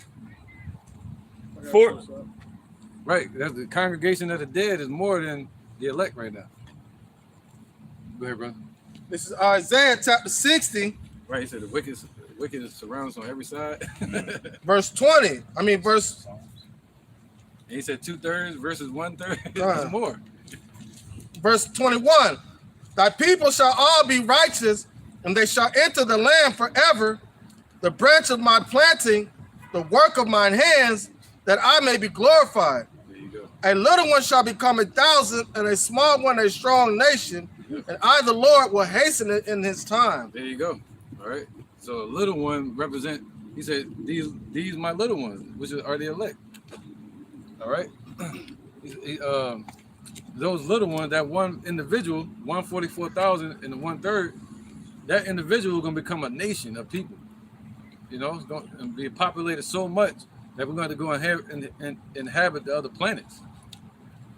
All right. But as we see it right now, we see a small remnant waking up to the truth. But we see a majority of our nation that was spiritually dead, all Israel. He said, we discontinued from our heritage. So we were all spiritually dead, you know. Damn, so we were all Gentiles. So it increased all the way to the point of all Israel being destroyed. So he's saying now, How much more? Go ahead, let's finish that. Go ahead, right? Verse 15, verse 16. You get it, yep. For if the first fruit be holy, Yep. the lump is also holy. See, now we have a first fruit. Talking about who? Yahushua, the chief cornerstone. So now the rest of that temple that's built to that is going to be holy. The rest of the tree or the fruit from that first fruit, Yahushua is going to be holy. Go ahead. And if the root be holy, so are the branches. Right, and so are the branches. If the root of the tree is righteous tree, so are the branches. And he say you can judge a tree by its fruit. A wicked tree cannot bring forth good fruit. Interjection. All right, go ahead. All right, this is Ephesians chapter 2, verse 11. Wherefore remember that ye being in past times Gentiles in the flesh, who are called uncircumcision by that which is called the circumcision in the flesh made by hand. That at that time you were without Yahushua, being aliens from the commonwealth of Israel, as strangers from the covenant of promise, having no hope without Yahweh in the world. But now in Yahushua Mashiach, ye who were sometimes were afar off, are made nigh by the blood of Yahushua. So basically, we're all in that Gentile state, but we're brought back through Yahushua, that root. So we were grafted back into that original root, being the foundation of that tree, Yahushua. And also where it says the covenant of promise, the promise was only given to the children of Israel. So when it speaks to Gentiles, it's not talking about these other nations, because these other nations weren't given the promise. They didn't have a covenant with the Lord. They didn't come out of Egypt. No miracles was made for them because the Lord was with them. If he was with them, it was to punish us because we went against the Lord. Right. But the Lord was always dealing with the nation of Israel. And if they would come to the other nations, he probably wouldn't have to do miracles because they would have believed him. We just so hard headed, like he did that for us. Man. Yep, the Lord was only with these other nations when he used them to kick our ass. That's it. Exactly. Just like with Josephus, he said that. Remember that? He said that. He said, The Lord yo, is with them. the Lord is with the Romans right now, man. He said, matter of fact, you can keep my family. You can kill them if you want. I'm not playing. I'm going over here. I'm a Roman now. I was married now. I'm a writer. They call me an author. Josephus. We call you a scribe, no, an author. I'm an author now. Y'all call me nobody and shit. All right, so just keep on with Romans. This is Romans chapter 11, verse. I'm gonna reread verse 16. Right. For if the first fruit be holy, the lump is also holy. Yep. And if the root be holy, so are the branches. And if some of the branches be broken off, and thou be a wild olive tree. Right, wild. Yep. We were a olive tree that went wild. He said, I have planted thee a noble. You got it? Can you get that? Mobile vine. Yeah. Go ahead. Let's get that. Jeremiah chapter 2, verse 21. Yet I have planted thee a noble vine, Right. holy a right seed. Right. So when he said green olive tree, he's talking about a right seed, man. A noble vine, a tree. That's what he's talking about, with roots to it. Go ahead. It says, how then art thou turned into a degenerate plant of a strange vine unto me? Right. So he planted us in our land and gave us laws and everything. But he's like, yo, how did you turn into a strange and degenerate plant to the Lord? A wild olive tree, growing wild with poisonous fruit. All right. Not being taken care of. Okay. The word wild goes into being just like a wild beast. Like NATO. Becoming just like these heathens. Having no rules, no laws, man. Lawless nation. That's how we became. All right. So that was our wisdom in the sight of the world. The Negroes, Latinos, Native Americans. But he said, how did you lose that wisdom? What happened? How did you become wild like a beast? And unruly and wicked. Disorderly. Yep. He said we were a wild olive tree. Go ahead. This is the book of Isaiah, chapter 5. I'm gonna start at verse 1. I'm gonna go to verse 2. Now will I sing to my well-beloved, a song of my beloved touching his vineyard. My well-beloved hath a vineyard in a very fruitful hill, and he fenced it and gathered out the Right. No, it's just like when the points the spirit be moving like that. Yeah. Slap somebody. Bro. And it says, and he fenced it and gathered out the stones thereof and planted it with the choicest vine and built the tower in the midst of it. Right. Man, that's deep. You know what? He planted it with the choicest vine, man. Okay? So he planted what? The venue with the choicest vine, talking about Yahushua. All right? He planted us with what? With the laws as well, the first covenant. You know? Right. That's why the scriptures say that. He let's get it, man. Genesis 49 and 1.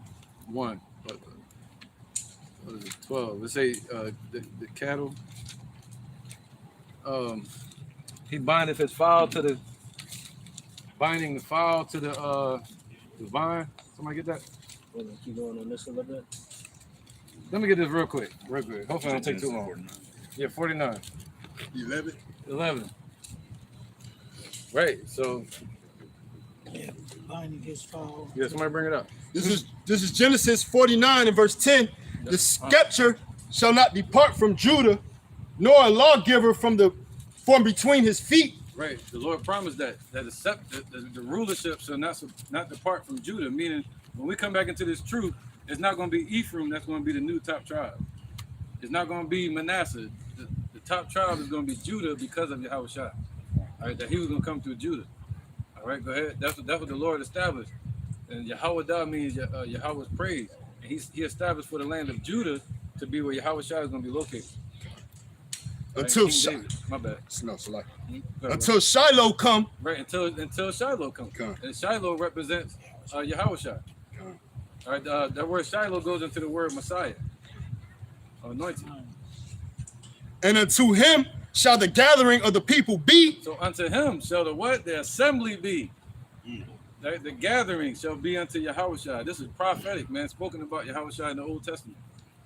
Binding his foe unto the vine. Right, binding his foe into the vine. That represents binding the first testament, what was it called? The Old Covenant. The first covenant to the vine, we're talking about Israelites. Go ahead. Binding his foal unto the vine and his ass's coat unto the choice vine. Right, the ass's coat goes into their descendants. So the remnant later, they were bound to the choicest vine. Read that again, my bad. It says, binding his fowl unto the vine and his ass's coat unto the choice vine. To the choice vines, right? Plural. So the choice vines today are talking about the elect. So he's binding the second covenant to the elect. All right. So the first covenant was bound to the Israelite, to his vineyard, right? But the first vineyard, the vine, but the second covenant is bound for the elect, man. He bound that to them. How did he do that? When he showed up on the earth, and he came out here and said, Peter, you, you. All right. And he bound this to them as a token for today. All right. That was it, brother. The water. All right. And the rest of them go into another time. That in the 11th verse we spoke of in the beginning of the camp, he washed his garments in wine and his clothes in the blood of grapes. That's right. That's how we had so many. Yeah. Yep. I'm gonna save that. All right. Roman. So that should make sense now, right? Go ahead. Where was that? I still have a little bit more. Go ahead, Doc, and then we get back to it. Isaiah 5 and 2, and he fenced it and gathered out the stones thereof and planted it with the choicest vine. There you go. So he gathered up the stones thereof and planted it with the choicest vine. Ultimately talking about the laws that were given to us, and today talking about Yahushua, right? The choicest vine. He's the choicest. And then you got the choice vines, which represent the elect. And built the tower in the midst of it. Right. Yep. And also made a winepress therein. Yep, a place for judgment. All right, so he made a place for judgment amongst Israel. Go ahead. Talking about the laws. And he looked that it should bring forth grapes, and it brought forth wild grapes. Right, so he looked for it to bring forth more fruit and to grow as a nation, but it brought forth what? Wild grapes. Goes into that wild olive tree. All right, and wild grapes represent poisonous or toxic grapes. You know, or scorpions. You know, scorpions have toxins that they try to inject in you. All right, so it's bad fruit. You know, that was it. So he looked for it to bring forth grapes, but instead it brought forth wild grapes or wild olive tree. Go ahead, brother. Where was that? This is Romans chapter 11, verse 17. And if some of the branches be broken off, and thou being a wild olive tree wert grafted in amongst them, and wilt, and with them partakest of the root and fatness of the olive tree. Right. So yep. So they can be grafted back in. All right. To a different tree, but it got to be the same olive tree. You know, it could be a wild olive tree or a green olive tree, but it got to be an olive tree. You can't graft an apple into an orange tree, but you can graft, meaning make a cut in the actual vine, and then graft in the branch that fell off. That's an actual technique. There's a lot of videos going around as they cut off one plant and they cut a sliver onto another, and they put that sliver in that one sliver, and they bind it up with like some saran wrap for a little bit, let the humidity and let nature take its course. They take the saran wrap off, and it's like completely like grafted back in, grafted into the vine again, the righteous vine, just like the scriptures say he was bruised. Yahushua was bruised, just like you afflict the tree. You know, you cut it and grafted us into him. Okay. That was it on that. Oh, you want to go to 30, right? 26.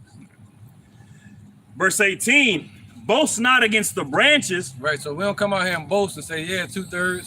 The Lord got rid of you so I could be in the truth. No, we in the grace. We didn't deserve this, man. All right. Boast not against the branches, but if thou boast, thou bearest not the root, but the root thee. Right, so we didn't, that goes into Galatians chapter 4. It says, now that how you turn to the beggarly, now that you're known of the Lord. Right, we don't bear the root. You know, no servant is greater than his master. We're not greater than Yahushua. We're not controlling things. It's him. So we shouldn't be walking around boasting like we did something. You know? We ain't go up on the cross for our people. Verse 9. Oh, my bad. They're going to get something real quick. Galatians 4. How we turn, now that you are known of the Lord. Yep. This is Galatians chapter 4. We start at verse 8. Yep, it says, howbeit, then when ye knew not Yahweh, Ba'ashem Yahushua, ye did service, not unto them which by nature are no gods, but now ye are, but now, after that ye have known Yahweh Ba'ashem Yahushua, or rather are known of Yahweh Ba'ashem Yahushua, how turn ye again to the weak and beggarly elements, whereunto ye desire again to be in bondage. Right, not that we knew the Lord, but we're known of the Lord. You see that? Be thankful that the Lord knows us. All right, not that we bear the root, but the root bears us. What's that? Our names are written in the book of life. Yeah, not that we created Yahushua, brought him into this. He bears us. So we have to treat it as trustees, and that he entrusted us with this truth as being examples. All right, look at that, Jeremiah 1:5. With that comes humility, knowing that we didn't do anything to where Yahushua was like, man, look at that glorious man down there. I'm gonna make him I'm gonna bring him into the fold. It's like, no, I'm choosing him for a specific reason. Right, it's a gift, mercy. Yep. Gift and mercy. Go ahead, brother. 1:5. Jeremiah chapter 1, verse 5. It says, before I formed thee in the belly, I knew thee. Whoa, he said, rather are known of the Lord. See that? Not that you knew the Lord, but rather that we're known of the Lord. He said, before I formed you in your belly, formed you in your mother's belly, before you even placed inside the fetus, the Lord said he knew you. So he knew you, he knows you on the earth as well. Go ahead. And before thou camest forth out of the womb. Right, so before we even touched the earth and did anything, good or bad, that's in Romans chapter 9. Esau and Jacob, neither having done good or evil. Somebody, Babaka Shaki, somebody get that? Like our family members, when we go looking through the old photos, they'll be like, "Oh, who is this?" I was like, "Oh, that's somebody else." You know, that was way before you was even thought of. The Lord was thinking of us.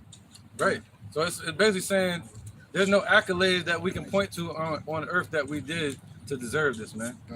To deserve being in the kingdom. We can say that, yeah, we taught and we did all of that, but the Lord said what?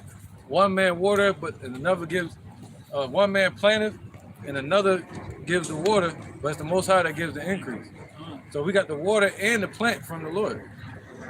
You know, that's why my mom used to say a joke that the Lord would say this to Esau.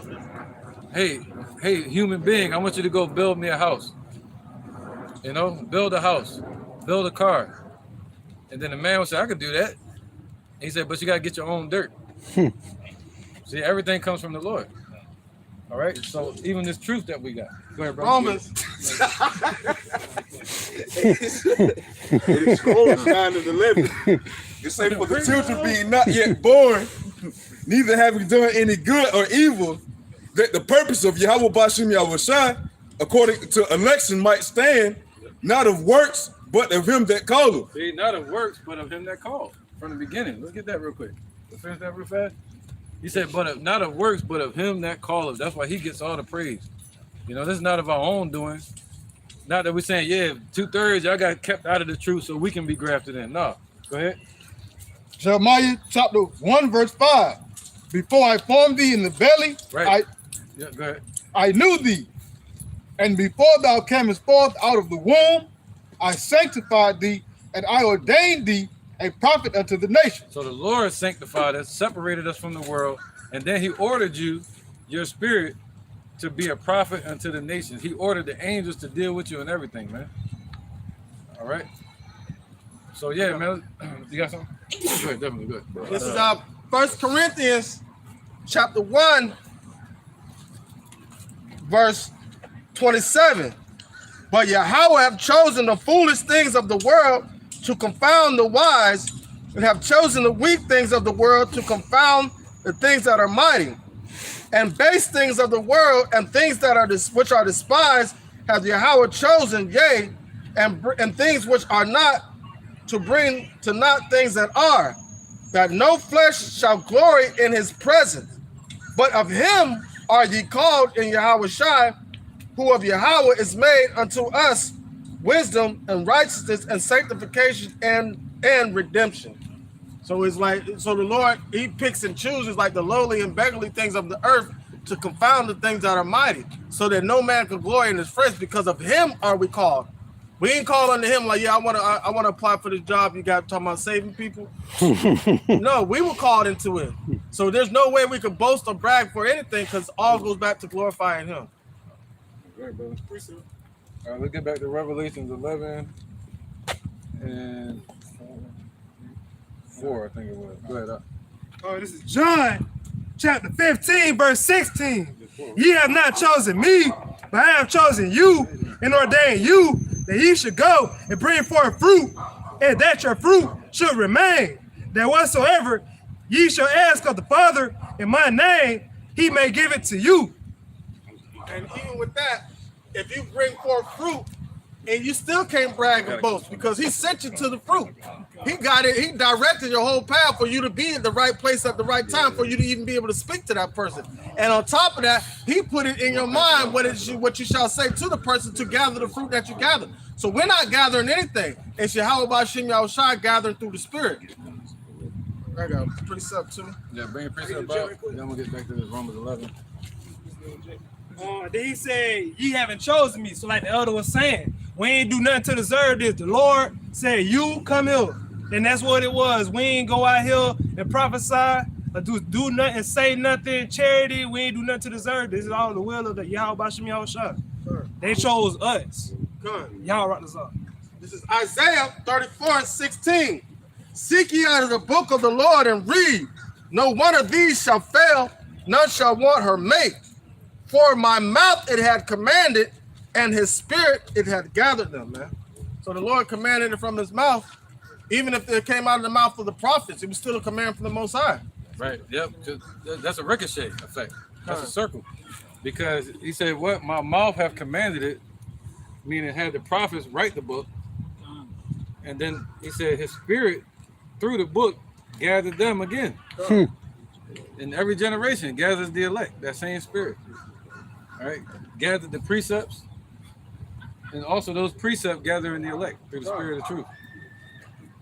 All right. So, and that's gathering what? The assembly, that heavenly Sanhedrin that we're talking about, the heavenly council. All right. Go ahead. This is back at Romans chapter 11, verse 18. Boast not against the branches, but if thou boast, thou bearest not the root, but the root thee. See, now we know that. All right. So, go ahead. You can't have a tree without the roots, but you can have a root without the tree. Thou wilt say then, the branches were broken off, that I might be grafted in. Right. So so a lot of jakes will say that. Yeah, you were kicked out of the truth, so I could be in the truth. The Lord chose me because you ain't nothing. No, man, all Israel is something. It's just the order that the Lord set up. It's just chemistry. With the Lord setting up as his first, second, third, fourth, fifth, setting things in order.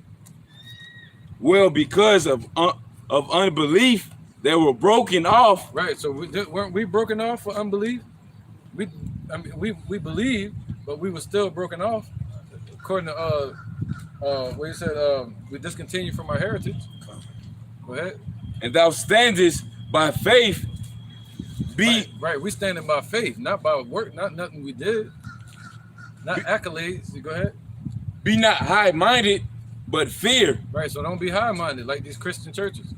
Don't be high-minded like IUIC riding in on his high horse. Acting like he's doing everything perfect, like the elders or the wicked Pharisees and scribes were doing back then. Right? Don't be high-minded. For charging people money. Like you somebody special. Why you gotta pay you? Why you gotta be the rich ones? Yes. And ultimately, why they gotta pay you? Why you gotta be rich ones? So that way, we all know who's the wicked. Right. Coming in that same spirit. There you go. Yep. You got a precept? This is Exodus chapter 3, verse 10. This is the Lord speaking to Moses through the bush. Come now, therefore, and I will send thee unto Pharaoh, that thou mayest bring forth my people, the children of Israel, out of Egypt. And Moses said unto Yahweh, who am I, that I should go unto Pharaoh, and that I should bring forth the children of Israel out of Egypt? And he says, certainly, I will be with thee, and this shall be a token unto thee that I have sent thee, when thou hast brought forth the people of the people out of Egypt, ye shall serve Yahweh upon this mountain. So the first thing Moses said, who am I that you chose me? And the Lord kind of glazed over. He's like, look, I'm going to be with you. You are Moses that I chose. So we shouldn't be coming up to people saying, yo, I am such and such and such and such. All this stuff. Moses was in a humble spirit. Who am I? Like, what did I do? And you didn't do anything. You were just chosen. Right. Just straight up. We are just sheep sent out into this world full of wolves. Right. That's right. Ultimately, all of us are what do they call NPCs, non-playable characters. Our shit is already written out. Can't nobody take control and play us enough. It's all written out, all are scripted all the way to the end, man. Yeah, and especially in this matrix. Right. This matrix is like a storybook. He said, the scriptures say that we live our lives as a tale that is told. It's already told. Foretold. Come on. What's foretold? It's foretold, man. All right, by the author. Yep, by the author. Yahweh will be the author, the one who wrote the script. Yahweh Shai is the main character that the script is about, and we are just extra characters, side characters. We call supporting characters. Yes, we call supporting characters. Yep. Yeah, exactly. That's why he said, written in the volume of book. It is spoken of me. It's spoken of him, man. We just happen to be characters within this book that's, written by a father giving the kingdom to his son, and his son bearing the writer's inkhorn, being the author of his own salvation. Yeah, and just giving the kingdom to his son, but the kingdom can't just be all bricks. Right. It's not just a building. He wanted his king. He wanted his king, his son, that he set over his holy hill Zion. He wanted him to have a government. He wanted him to have friends. He wanted him to have brothers. But he had to set that in order first, and give them a testimony, give them a test to go through a trial, just like Yahushua. Yeah. So so Yahushua is doing this work to build his part of his kingdom. Basically, we play our part. Right. It was what's that? John, it said it was built by him and for him. Sure. A paradise. All right. Just like the Predator. Remember that? They built humans so they can come back and hunt. It's a playground for his son. All right. That was it. All right, go ahead. This is Romans chapter 11, verse 21. For if Yahweh spare not the natural branches, take heed lest he also spare not thee. Right, yep. So he had us cut off. He was basically saying, yo, basically be humble, basically. Go ahead, bro. Behold, therefore the goodness and severity of Yahweh on them which felt severity, but toward thee goodness, if thou continue in his goodness, otherwise thou also shalt be cut off. Whoa, see that? So we got to continue in the Lord's goodness. Don't abide in his anger. We got to continue in the righteous doctrine, in the foundation that Paul and Peter had established after Yahushua. We have to continue in it. All right. If not, we'll be cut off as well, and become Gentiles again, become foreigners to the commonwealth of Israel again. We'll be outside the temple. That's just like somebody that comes up in the hood, right? They're looking for a way out. They're looking for a light at the end of the tunnel, and then they make it famous. And once they make it famous, however they made it, they lose that sense of humility and hunger that they once had, right? Once they get to the point where they feel like they're straight, and that happens in the truth. You know, a lot of people seeking a righteous way to serve Yahweh Shem Yahushai. Then once they finally found it, so you have some people that think I done made it now, and they become complacent. They become novices and waxing fat and kick. They begin to kick and rebel against the Lord. They begin to rebel against the spirit of truth, putting them outside the temple. I don't care if they're Israelites. It's about the spirit of truth. You know? So they find out that they're Israelites, and next thing you know, they get a name and fame, and now they try to change the game. That was a bar. A couple of them. Sakari, when they started off, now they got their own. What the heck is this, man? It's like a whole facade, a whole character. Who is IUVK? Like what? They look like something from the movie 300. The fucking immortals and shit. Yeah, like some Black Panther. Like what is this thing, man? You know, that's not in the scriptures. Look more like some extras from a low budget movie. A low budget movie, yeah. Hollywood movie. Yeah, the black exploitation films and shit. Yeah, who the hell is IUIC, man? Like, what is it? You know what I'm saying? These are characters, man. All right. So that was it. 26. 23. Go ahead. This is Romans chapter 11, verse 23. And they also, if they buy not, still in unbelief, shall be grafted in. For Yahweh is able to graft them in again. Right, man. Yep. So now we're being grafted in again. See that? The Lord promised us that he's able to graft us in again. Okay, so we were grafted in again. For if thou wert cut off of the olive tree, which is wild by nature, and wert grafted contrary to nature into a good olive tree. Right, yep. So we were grafted, we were a wild olive tree by nature, So we went against nature. Our nature is the laws. So we became wild by going against our nature. Like the animal kingdom, they got their own nature. Our natural order, that's why he said men and women started going against nature. A natural order of nature. That's Romans 1. You brought it out last week. Yeah, so what's the natural order of human beings is the laws. Just like when we see these animals in the zoos or in the circus, they're going against their nature because they're in those cages doing things that are contrary to what they're supposed to be doing. There you go. That's right. Right now, we're in these cages. We're in this cage of this society. Then the cage that Esau put us in, well, Yahweh gave Esau the power to put us in to go against our nature, so that way we can be purged Right. of, So of, now, of the sinful natures. Like, now you guys want to get this point real quick. So now we're being grafted in. What they say? Don't lose your spot. Yeah, don't lose your spot. I got it. So now What? we're grafted in. What? Contrary to nature, right? Con. So what's contrary to nature? In the Old Testament, a person had to be circumcised to be brought back into Israel during the times of Moses. But so the Lord said we're going contrary to that now. Now you can be brought back in. You got to be spiritually circumcised, and He can graft you back in. These Gentiles. All right, go ahead. How much more shall these which be the natural branches be grafted into their own olive tree? Right, saying these are Israelites. Even though they were Gentiles, they still Israelites. He said they can be grafted back into the truth, man. They can be brought back to the Father.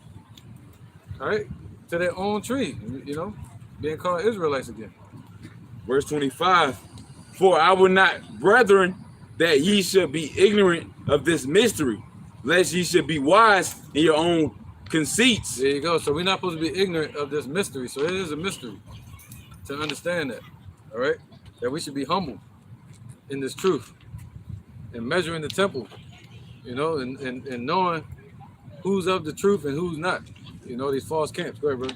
That blindness in part is happened to Israel until the fullness of the Gentiles be come in. Right, so we were blind in part all the way until the fullness of the elect of Israel come into the truth. And that's not going to be done until all hell breaks loose and the elect of Israel get spiritual power. And then you're still going to have Israelite foreigners that don't believe the truth. But when they see it, they're going to believe. Right? Some of them going to believe. They're going to see the Lord's power and they're going to say, yo, I want to follow you. I want to follow you. I want to follow the God that's with you. But you can do that because you're an Israelite. You got to repent to him. All right? So the fullness of the Gentiles is going to come in once the elect men of the Lord get power. Verse 26. Yep, that's when that number's going to be met. Go ahead. And so all Israel shall be saved. See, then ultimately, all Israel shall be saved. He said, that's why he said that in the beginning. You know, what shall the fullness of them be? All Israel going to wind up being saved. All right, just like when we went off, a portion of Israel became wicked. And then we were all cut off as a nation. So now that you have this new lump, this new root, Yahushai, it's going to grow and blossom into the biggest tree of all, like a mustard seed. Start off as small, and it grows to be one of the biggest trees in the jungle, in the forest. And branches going to reach far and long and be fruitful. All right? There shall come out of Sion a family tree. There shall come out of Sion the deliverer. Oh, that was it, 26? Okay. Yep. All right, go ahead, precept.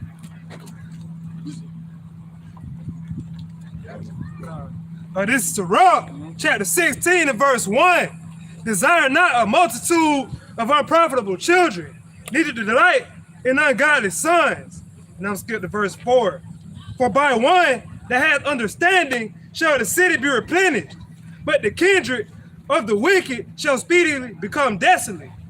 And that's what the elder basically talk about. The 2/3 of our people that don't reach salvation on this side, they're gonna be reborn in through the ones that had the understanding, the elect in the 1/3. The ones that did it right on this side, that was the first fruit in the kingdom. Right, that's right. So man of understanding shall a city be built. Other than that, they just tearing down the building. That's right, man. This is Romans 8 and verse 20. For the creature was made subject to vanity, not willingly, but by reason of him who have subject the same in hope, because the creature itself also shall be delivered from the bondage of corruption into the glorious liberty of the children of Yahweh. Bashim Yahushai. Yeah. So you're made, you're subject, you're put in this flesh, the chains of darkness, all right, ultimately for you to be persecuted here in this flesh until you acknowledge your offense. But only the first fruits is gonna return and acknowledge their offense. Right. One more precept, then we'll get back to Revelation. This is Wisdom of Solomon, chapter 14. I'm gonna start at verse 21. It says, and this was an occasion to deceive the world for men serving either calamity or tyranny, did ascribe to stones and stocks in the incommunicable name of Yahweh Bashem Yahushua. Moreover, this was not enough for them, that they erred in the knowledge of Yahweh Bashem Yahushua, but whereas they lived in the great war of ignorance, those so great plagues called they peace.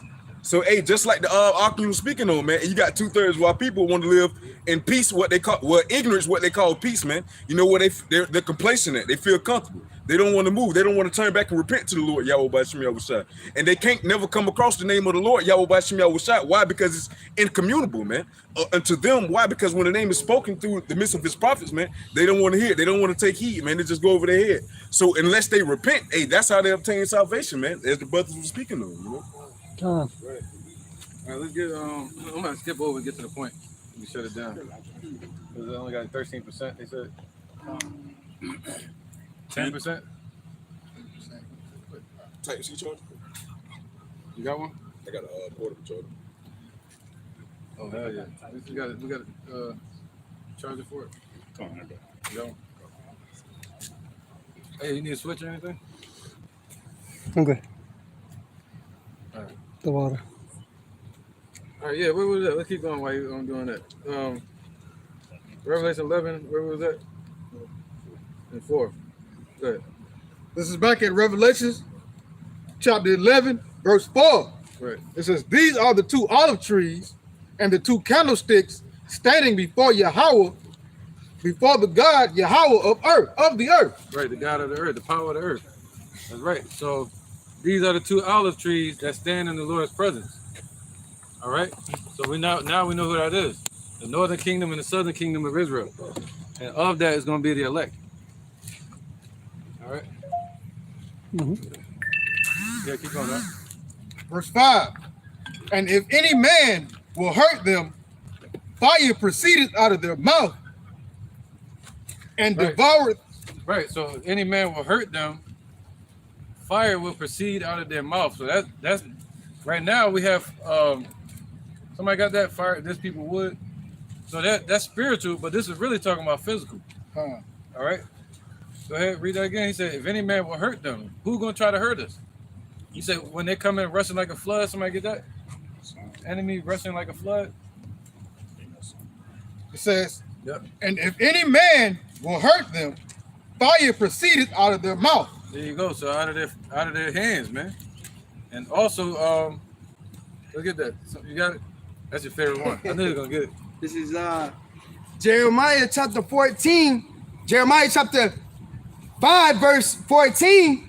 Wherefore, thus saith the Lord Yahweh, God of hosts, because ye speak this word, behold, I will make my words in thy mouth fire, and this people wood, and it shall devour them. That's right. It's going to devour them. All right. So we already basically anybody that's against us, they're getting devoured with this word first. All right. And then our prayer is going to be heard, and the Lord is going to back up our prayers by burning them up, man. Let's get that. Revelation 5. What is it? Revelations 8 and 3. That's right. So our prayers and our testimony is being heard before the Lord, before the altar. This is Revelation chapter 8, verse 3. Right. So they being consumed with this word, man, devouring them. It says, and another angel came and stood at the altar, having a golden censer, and there was given unto him much incense, that he should offer it with the prayers of all the saints upon the golden altar, which was before the throne. Right. See that? So when you praying, what's one of our prayers? Somebody get that? Revelations 11, I think. No, 13:11. 13:11. Yeah. So what's one of our prayers? This is Revelation chapter 13, verse 11. Right. What's our patience? Verse 10. 10. Yeah. Verse 10. He that leadeth into captivity shall go into captivity. He that killeth with the sword must be killed with the sword. Here is the patience and the faith of the saints. Right. So this is our patience, this is our prayer, and this is our faith that the Lord is going to destroy these damn devils, man. And they're going to be killed with the sword, destruction. Go ahead, brother. So our prayers are being heard before the Lord, even against 2/3. We're praying that the Lord brings that fire that he promised. Go ahead, brother. It says, and if any man will hurt them, fire proceedeth out of their mouth, and devour their enemies. And if any man No, Revelation 8. Revelation Who was reading? Somebody reading Revelation 8? 8. I will. All right. Revelation 8 and 3. And another angel came and stood at the altar, having a golden censer, and there was given unto him much incense, that he should offer it with the prayers of all the saints. Right. So our prayers are heard are like incense to the Lord. They come up before the Lord. All right. And you got angels that handle those prayers. One of the angels named Raphael, Raphael Allah. And the incense is like a censer. Like the Catholics be having that damn chain, and they got a bowl at the bottom of it, and the censer is something that's dealing with altar, a priestly, not a priestliness, but a altar. All right. So go ahead. It says, Come on, start bro. over again. No, you gotta start over. You start right where you at. It says that he should offer it Yep. with the prayers of all the saints upon the golden altar which was before the throne. Right, talking about the heavenly altar. All right, where the greatest council is at, where the greatest assembly is going to be. And just speaking on how the elders speaking on like those two witnesses, you can look at it as far as judgment or as far as the courts. Like we filing our motions, man. We putting in our complaints upon this devil. That's great. Yep. Upon 2/3 of our people. Right, and the prosecutor is Yahushua, and the defendant is going to be Esau and his heathens, in 2/3. Verse 4. And the smoke of the incense which came with the prayers of the saints ascended up before Yahweh out of the angel's hand. Right, and the scriptures say that our prayers have entered into the ears of the Lord of Sabaoth, the Lord of armies. All right, and he's going to send the cavalry to help us. Go ahead, brother. And the angel took the censer. So he took our prayers. Go ahead. And filled it with fire of the altar. Right, from fire. He filled it with the fire from Yahweh's wrath. All right, he filled it with the fire from the Most High's wrath, man. Go ahead. It says, and cast it into the earth. Right, so they're going to cast that into the earth. What's that going to be? With nuclear missiles, ICBM missiles. Go ahead.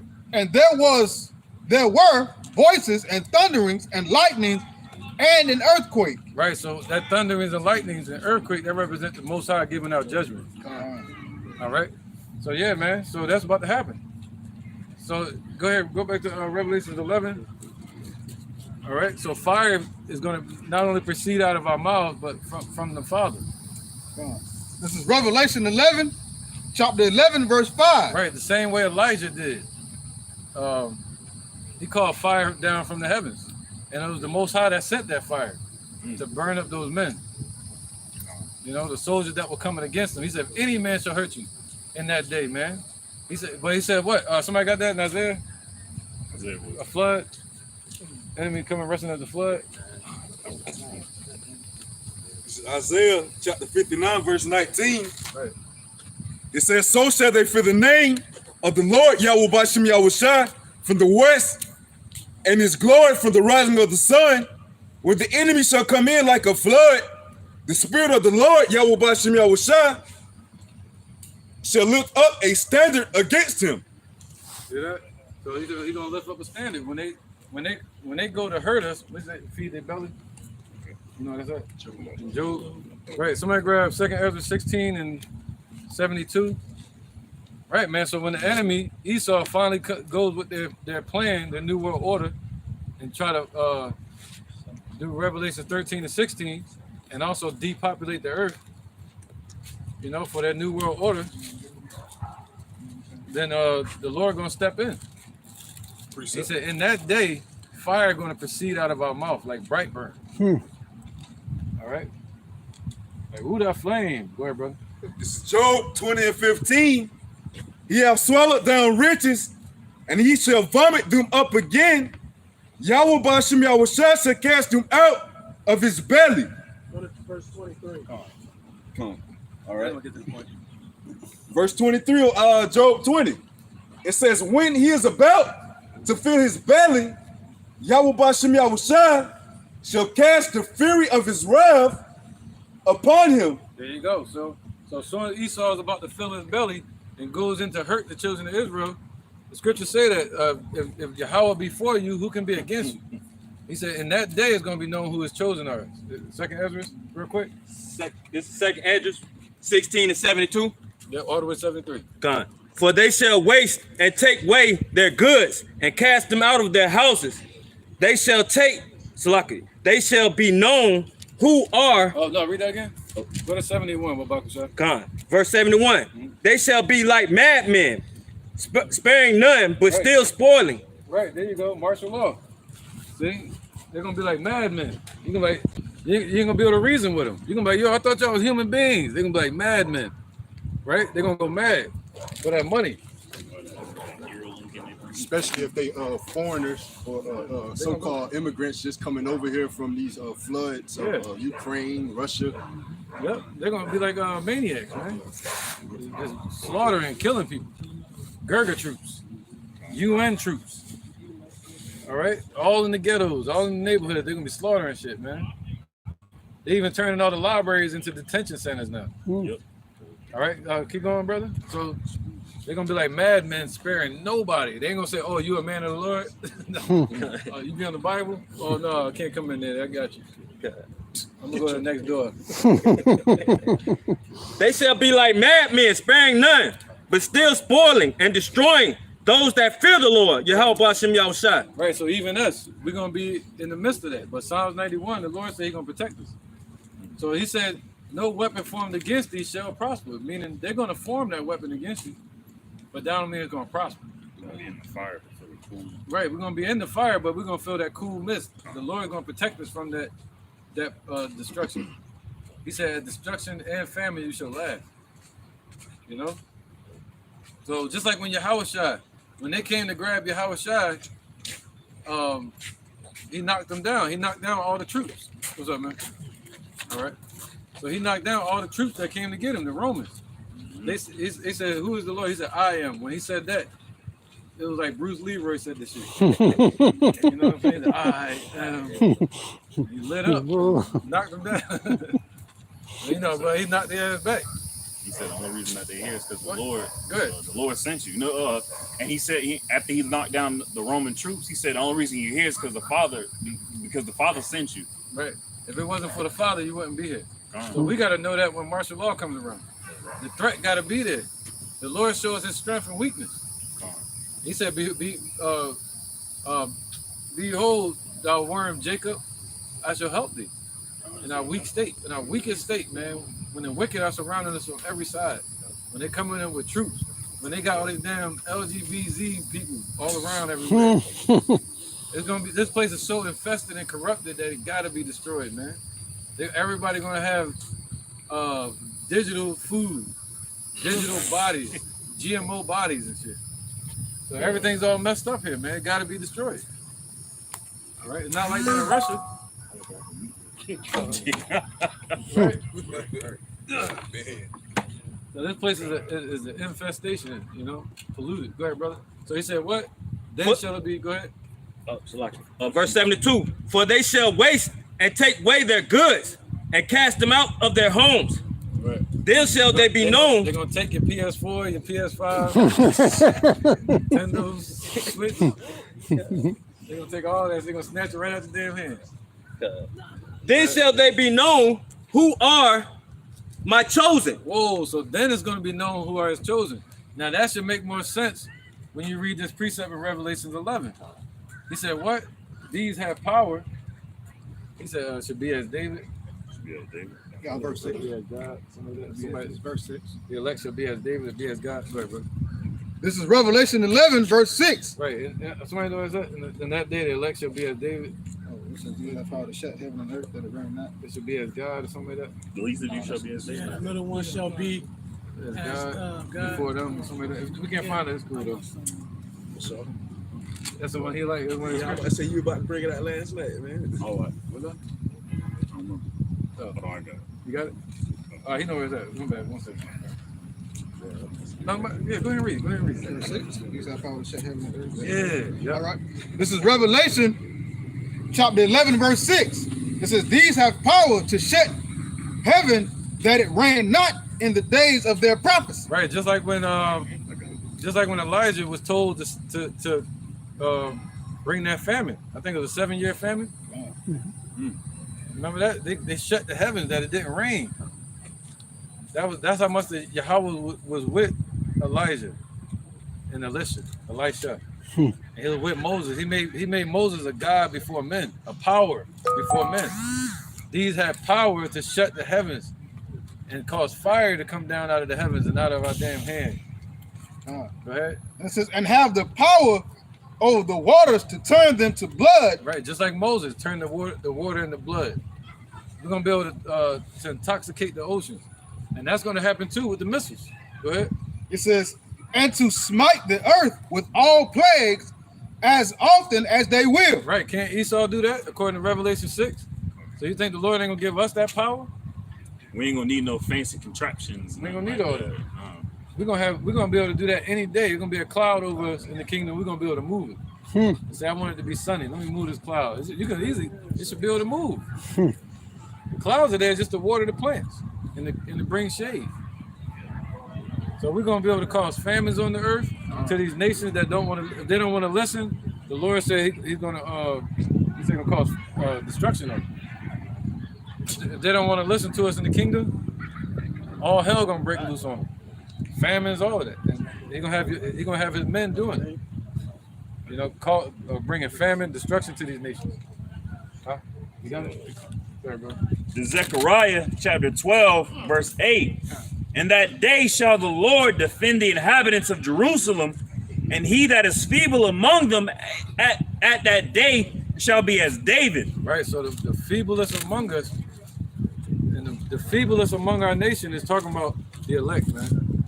And the house of David shall be as power as the angel of the Lord before them. Right, so the house of David, they get that temple again. They're gonna be as what? As God before the people, man. Right, we're gonna be raised up to gods. Meaning they're gonna think you are the Lord, but you have to tell them like John did. No, I'm not the Lord. Calm down. Who was it? They kept saying no. They kept calling them Greek gods, and they was like, no. Yeah, who was that? That was Peter. Come on, Paul and Barnabas. They call him. What they call him? They call him Jupiter. Yeah. We're gonna be out here doing miracles. They're like, oh, that boy Jesus. No, Yahweh shot. Nah, bro. Just the elect, regular people. How is he numbered amongst the saints? They just like they thought John.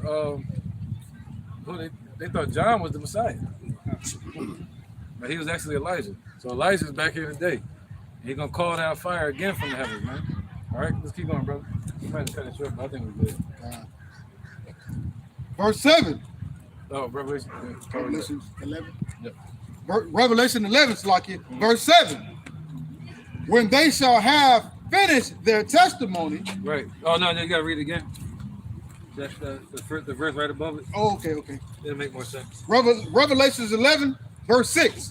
These have power to shut heaven, that it rain not in the days of their prophecy, and have the power over the waters to turn them to blood, and to smite the earth with all plagues as often as they will. Right, so we don't have that now. It's not.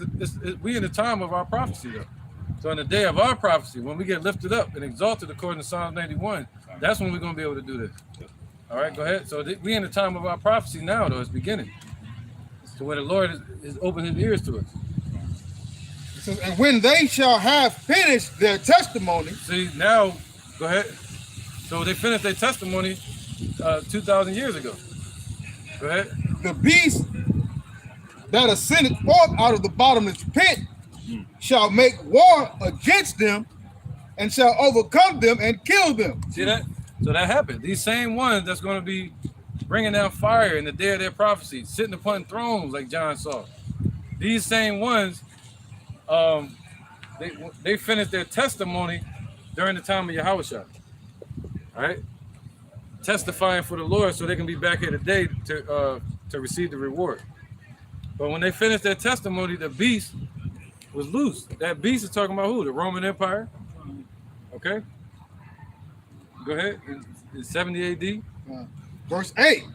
And their dead bodies shall lie in the street of the great city, which spiritually is called Sodom and Egypt. Right, so they made war against us. How did they make war? They made a holy war against us. They set up all kind of wickedness and paganism and religious systems against us, man, against the Israelites. You know, they set up racist systems against us. They put everything in place and even made fortune off of our sins. You know, they want pork. Well, make a factory with pork, everything pork. They want to work. Well, tell them they got to cut their beards. You know, tell their women to be harlots. Get the man out the Get the house. man If out they the want, house. you come. Get the man out the house. Benefits and stuff. Come. You know, put pork in everything. Get the kids in school. Take Put them the out kids in house. school early. Yep. Trying. You name it, Esau didn't claimed it. They did it. All right, go ahead. And it says, where also our Lord was crucified. Right, so the same place, it said, where it was said, ye are not my people, there it shall be said, ye are the children of the living power. So it's starting right here in America. This is the place where Abba Bivens first started teaching. This is the place where it said, ye are the children of the living power first. All right. And he said, well, also our Lord was crucified, meaning what? To be cut off. You know, they don't want to deal with the Lord here. They don't. They lied to us about his name. They lied to us and called us Africans. And we were truly cut off from being a nation right here in America. When we were leaving Rome, we still knew we were Israelites. Let's get that, Revelations 12. Right? When we were leaving Rome, we still knew we were Israelites. When we were scattered. The earth. Huh? The woman. Yeah, let's get that. 12. 17. I think so. My bad. Is Revelations Revelations 12 and 13? Yeah, go ahead. You got it. Revelation chapter I 12, don't even have it on here. verse 13. And when the dragon saw that he was cast unto the earth, he persecuted the woman which brought forth the man-child. Right. So yep. So he was cast into the earth by our Lord. The Lord came out rebuking him. You know? And then he said what? He said, go ahead. He brought forth a man-child. That man-child is Yahushua. Go ahead. This is the Roman Empire. And to the woman were given 2 wings of a great eagle, that she might flee into the wilderness, into her place where she is nourished for a time, and times and half a time. You got to start over again? Because I got to break it all down. Verse 14. And to the woman were given 2 wings of a great eagle. Right. The 2 wings of the great eagle represents swiftness. The same way he brought us out of Egypt, like an eagle on eagle's wings, meaning swiftly. He swiftly took our behinds right into slavery and scattered us out of that land with swift judgment. We had to eat our food in haste and wear our shoes because we were in the time of swift coming. Right. That goes into Zechariah chapter 5. I think it is, right? Where it say they have 2 wings of a stork. And that goes into us going into slavery swiftly. All right. Go ahead. That she might flee into the wilderness, into her place. Right. So we fled into the wilderness. The wilderness was really talking about the western coast of Africa. And we fled all over Egypt and all these different places, man, not just Africa. And that we might flee into our place. And that place is talking about America. And if you go into 2nd Ezra chapter 13, it says the place is called Ashtaroth. Ashtaroth just means another place, another land. Where she is nourished for a time and times and half a time from the face of the serpent. Right, that means for a long season, all right? So we were nourished and taken care of by our people that were scattered in these nations, all right? So we're getting nourished in this truth today. Yeah. And verse 15, and the serpent cast out of his mouth water as a flood after the woman, that he might cause her to be carried away of the flood. Right, so now they're trying to do it again. They went out to persecute the Israelites, and they set up all these systems against us to make war against us. You see that? All right, you good? Go ahead. All right, let's get it. Verse 16, and the earth helped the woman. So the earth helped the woman, meaning we found refuge amongst our people that were scattered. And we had people in Egypt. We had people in Africa, all right, and we mingled amongst these nations. But later on, those same nations, they turned on us, the Africans. They sold us to the Edomites, all right, and that's when you get the trans-Saharan slave trade and the transatlantic slave trade. After all of this, so once we were scattered, it's called the diaspora. All right, the diaspora was the destruction of the old Sanhedrin. That's what destroyed it. And the earth helped the woman, and the earth opened her mouth and swallowed up the flood which the dragon cast out of his mouth. Right. So yep, and that's that flood they still trying to bring. You know, that's how Esau moved, like a flood. They what Klaus Schwab said. He said it shall be like a flood. That's prophecy, man. Go ahead, brother. Verse 17, and the dragon. I'm just confused nowadays. I don't know what the fuck. And the dragon was wroth with the woman and went to make war with the remnant of her seed, which keep the commandments of Yahweh and have the testimony of Yahweh Shai Hamashiach. There you go. So they really making war against us. That's why you got the UN and all these nations. All right, they went out to make war against us. All right. So what? Not only physical war, but spiritual war, and financial war, and cultural war. It's the scripture said that. Why did the heathen rage? And the people imagine a vain thing, you know, and they were all confederate against us to bring us down. All right. Go ahead, brother. This is back at Revelation, chapter 11, verse 9. And they of the people and kindreds and tongues and nations shall see their dead bodies 3 days and a half. There you go. They saw us for 350 years, all the way up until the 1969, during the time Abba Bivens started teaching, from 1619 to 1969 to 1970. That's 350 years. So they saw us in slavery, you know, spiritually dead, not knowing who the hell we are. And they saw us in that condition, and they like, yo, what can I do with this dead thing? You know, how can I use them and make profit off of them? They looked at us as property. All right. And it says, and shall not suffer their dead bodies to be put in graves. Right. They didn't help us find this truth.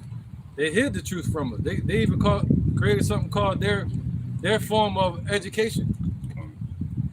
You know, like his brother was saying, they forced our children into their daycares, into their preschools. Tell you you're gonna go to jail if you don't send your children to school. They made the slave Bible. The slave Bible. You know? I said what? The scriptures say that they were all confederate against us, man. Right? They all came against us. And the scriptures also say that they, the dogs came by and licked their wounds. That means these nations that got stores and businesses in our ghettos, in our neighborhoods. I mean, you know, selling us pork, selling us cat, rat, and dog. Everything that the FDA is approving today.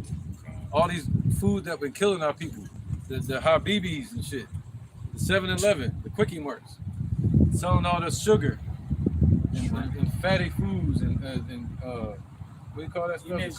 Color. Oh, the dyes. The dyes and stuff in it. You know, making millions off our people, man. Yeah, our people love it. You know, it's the scripture say that our people love to have it so. Every time you drive past like a craft shack, that shit like a goddamn club. For real. Yep. I got a lot of friends in Philly, man. The first thing they turn into, besides real estate, they turn it in the streets. They turn into crab selling. Man. But who the one that really started the shit that be outside of the sports? The football theater. Hot dog stand? No. Say what? Huh? What is it? No, when everybody link up outside of the football stadium. Oh, tailgate. Con. What they got out there? They got pork, crab boils. Yeah. You see that, man? Yep. Esau not known for that. Except for the what you call it again? When they meet up? Tailgate. Yeah, they heavy on that. Yeah. You know what I'm saying? So, go ahead, brother. So they made war against us, not only physical, but all of the spirits that leaked out of Europe out of the dragon as a fraud through the military, through their banking system, through the dollar, through their businesses, the jobs, through their police system, through their religious system. They made war against us, man. It says, and shall not suffer their dead bodies to be put in grave. Right, so they didn't allow us to find rest. That's what you do with a body that needs to be put in the grave. You're putting it to rest. All right? So instead, they left us out to stink and rot and explode and shit for the flies to devour us. And there's a case that Esau, some Pope shit. This one Edomite was so mad at this Pope who had died, he dug up the body and put the body on trial and was like actually been like, hey, did you do this, and like actually put a dead body on trial. And that's just going off the way Esau treats Esau. So what more that they physically treat our people's dead bodies spiritually and physically just like commodities. Yeah, Esau known to exploit people, man. That's what they known for. They Capitalism. Yeah, capitalism. They're gonna capitalize off the situation, man. They built an economy off of the rich and poor. And actually, they do that. Off war. Of a war. That's the best Killing. That's the best way to do it. It's war. Yep, that's right. They actually do that.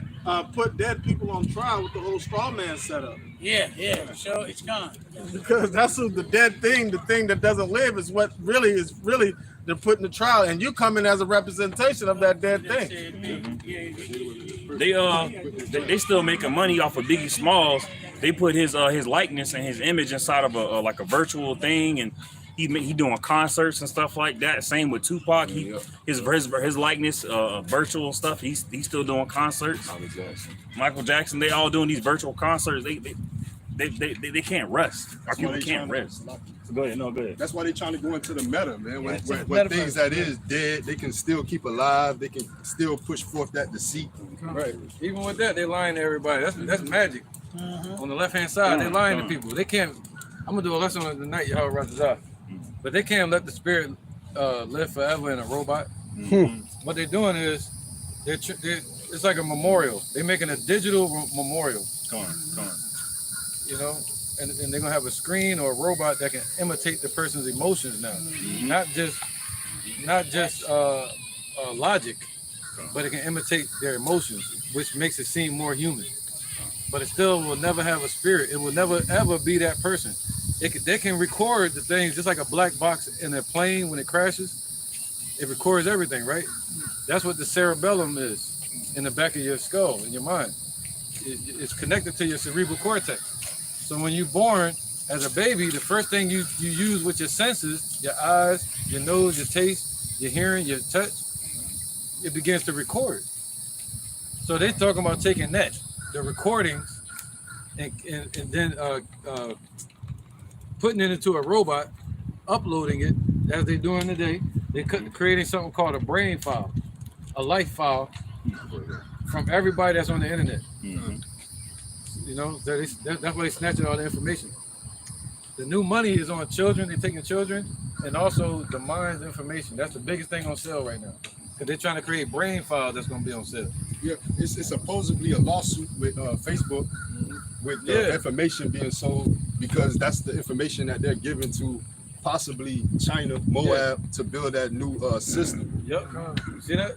So their plan is to take the recordings of a person and play that back to their children in the future. Meaning they can kill that person off and they can take the recordings from their brain and say this is their conscience. Well, the conscience is not the spirit. You know, you got the spirit and the body. You put those together, you have a soul. So they're trying to capture the soul, not the spirit. You can't capture the spirit. The spirit goes back to the Father. All right? So what they're going to be looking at is an empty shell that's imitating the shit. You know, a digital reflection of themselves. So is that like they trying to be God, how God controls us? Yep. But they trying to do it on the left hand side. And again, that's another slap in the face saying that we don't have a spirit. That science outlook, science falsely so called, believing that paganism, believing saying that we don't have a spirit, so we can be operated like robots and programmed and and downloaded and uploaded, and that you'll live forever, that your essence will live forever. No, the spirit goes to the Father, and you live as a power out in the heavens, man. Being here is hell. Being here is death. Being alive, being in the Lord's presence, that's life. Life eternal. Life eternal. And the Lord's going to do it. The Lord's going to raise us up to be eternal. His church. His holy Sanhedrin in the heavens. His heavenly council. You know, it's beautiful, man. Let's keep going with this real quick. All right. So he says, and their dead bodies shall lie in the street of the great city. Ezekiel chapter 37, verse 11.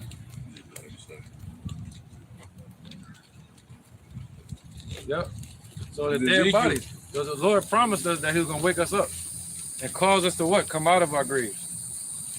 It's Ezekiel chapter 37, verse 11. Then he said unto me, Son of man, these bones are the whole house of Israel. There you go. Yep, go ahead. Behold, they say our bones are dried, our hope is lost, we are cut off for our parts. Keep going. Yep, go ahead. Therefore prophesy. Prophesy. Oh, slightly. Therefore prophesy and say unto them, thus saith the Lord Yahweh, behold, O my people, I will open your graves and cause you to come up out of your graves and bring you into the land of Israel. Woo, see that? So now the Lord didn't just open our graves, but he caused us to come out of the graves, called us forward. You know, instead of opening the grave and then you still laying there amongst the congregation of the dead. The Lord said, get your hands up. You know? Yep, and then beyond that, he's gonna cause us to inherit the land.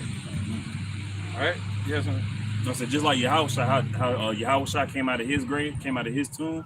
Now the rest of Israel, we're also coming out of those graves as well. Lazarus. Come. Lazarus, man. Coming back to life. We're spiritually Lazarus. That's right, Jacob. All right. So, Deuteronomy 28 and 68. Right. He said we're going. Our dead bodies were lying in the city that's spiritually called Sodom and Egypt. Now you tell me, we already know this place is definitely got the spirit of sodomy. I saw a video the other day. They showed a bunch of their faces all over the screen, and they were all chanting the same thing, and they were marching up the street. They showed them marching with the rainbow, you know, with the pink in it, the extra color in there, brown. So they were marching and they were yelling this out, man. It's creepy. This creeped me out. It still bothers me to this day, because it makes me think about Legion. No, just in the Bible. Oh, okay. He said, we are legion, you know? It's a spirit. Or like on Exorcist, and they were like, we are legion. We are many. There are many. Like Ermac off Mortal Kombat. Right. We are many. Yeah.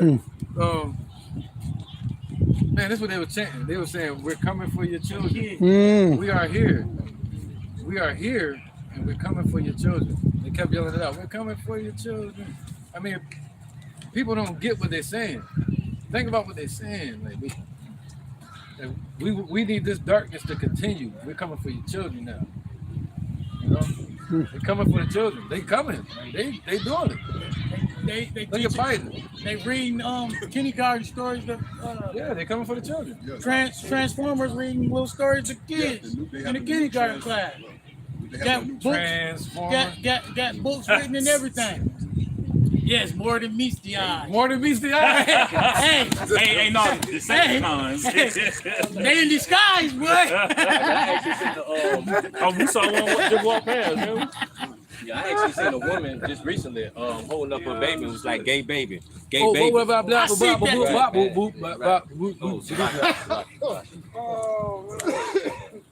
Allegedly. The Barbie movie coming out. It's already out. Yeah, that's all out. pink, yeah. You know, which they play on the minds of the children, because you'll think Barbie, you'll think kids, but that's not a movie for the children. Yeah, it's not. Really? No, they grown. Like the Disney propaganda. Yeah. They got a new acronym about Please protect the page, brother. Gone. MAPS. Minority attracted people, you know, sacrifice to them. Oh, Joe Biden. Gone. Yeah.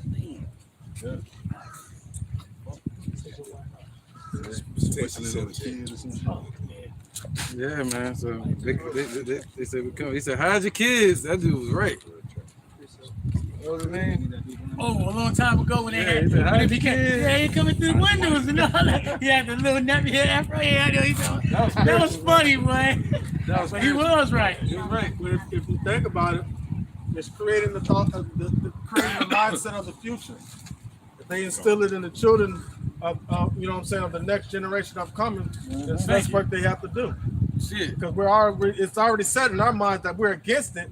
But okay, we ain't trying to change our mind. You will be dead pretty soon. Let's get them. That song, something we believe children are the future. Teach them well. And something. Lead the way. Gonna let them lead. Whitney Houston? It wasn't Whitney Houston? Yes. Yeah, right. I believe the children are the future. Yeah, they know the scriptures. The scriptures say, "Raise up a child in the way it should go, and they should not depart." Con. So they're trying to raise up our children. You know, That's why you can't let the TV raise your children. You know. That's no, go ahead. It's Wisdom of Solomon, chapter 14. I'm starting at verse 26. It says, "Disquieting of good men, forgetfulness of good turns, defiling of souls, changing of kind, disorder in marriages, adultery and shameless uncleanness." All right. When it says, matter of fact, select. I'm gonna start from verse 25. Wisdom of Solomon 14:25. It says, "So that there reign in all men without exception blood, manslaughter, theft, and dissimulation, corruption, unfaithfulness, tumults, perjury, disquieting of good men, forgetfulness of good turns, defiling of souls, changing of kinds." When you go to the side note, the footnote on the side where it says changing of kinds, it says sex, man. You know, hey, they're coming after the kids. You know, basically you can be anything you want. As they stated in California, hey, if your child goes to school and they want to say they want to be this or that, and you don't accept, if you don't accept it, you can go to jail for it, man. You know, so hey, just like the elder said, they're trying to raise the kids, man. You know, but raise them up in the truth. All right, the truth of the Lord, Yahweh Bashim, hey, they won't be able to depart. Why? Because they'll be solid anchored within this truth, man, on a solid foundation where they can't be moved. You know. That's right, man. Because all these transformers, they would die off anyway. You said you'll let the transmissions. Transmissions, man. They would die off, so they're trying to continue it. Yeah. Find something to hang on to. Yeah. Children, just like darkness. They can't reproduce on their own. Right. Nope. Damn. That niggas seem like real crippled now.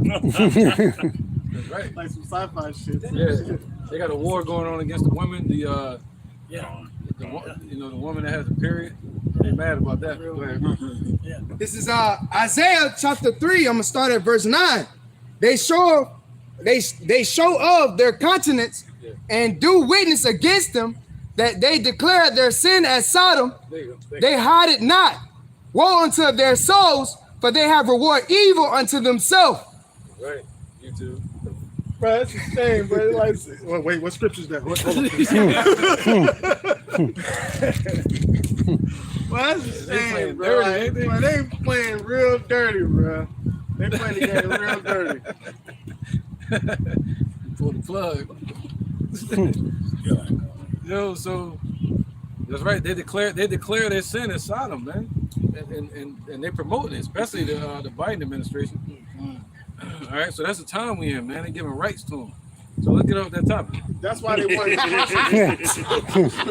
That's why they want to persecute two olive trees. That's right. For exposing that and bringing that to light. That's right. All right. So let's get back to that's right. Because he said what? Where you at? Verse 9. Let's go to verse 9 real quick, bro.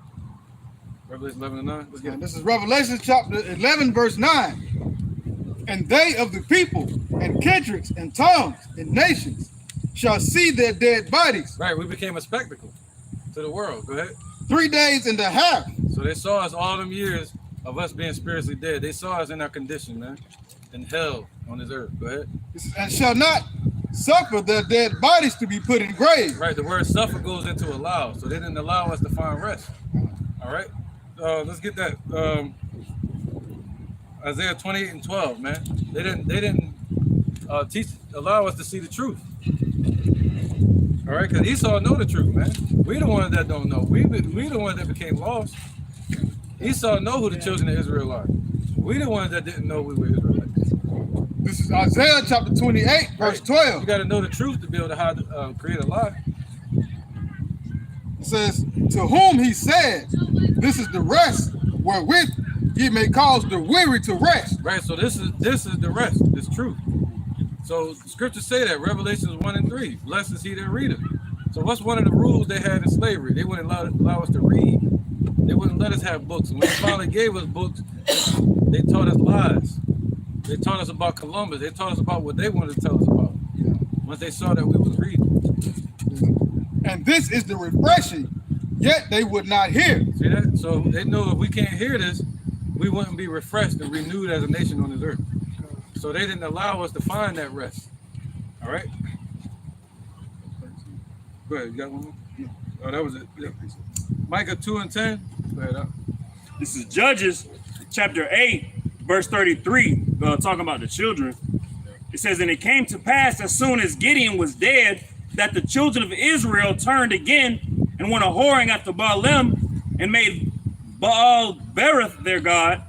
And the children of Israel remembered not Yahweh their power, whom had delivered them out of the hands of all their enemies on every side.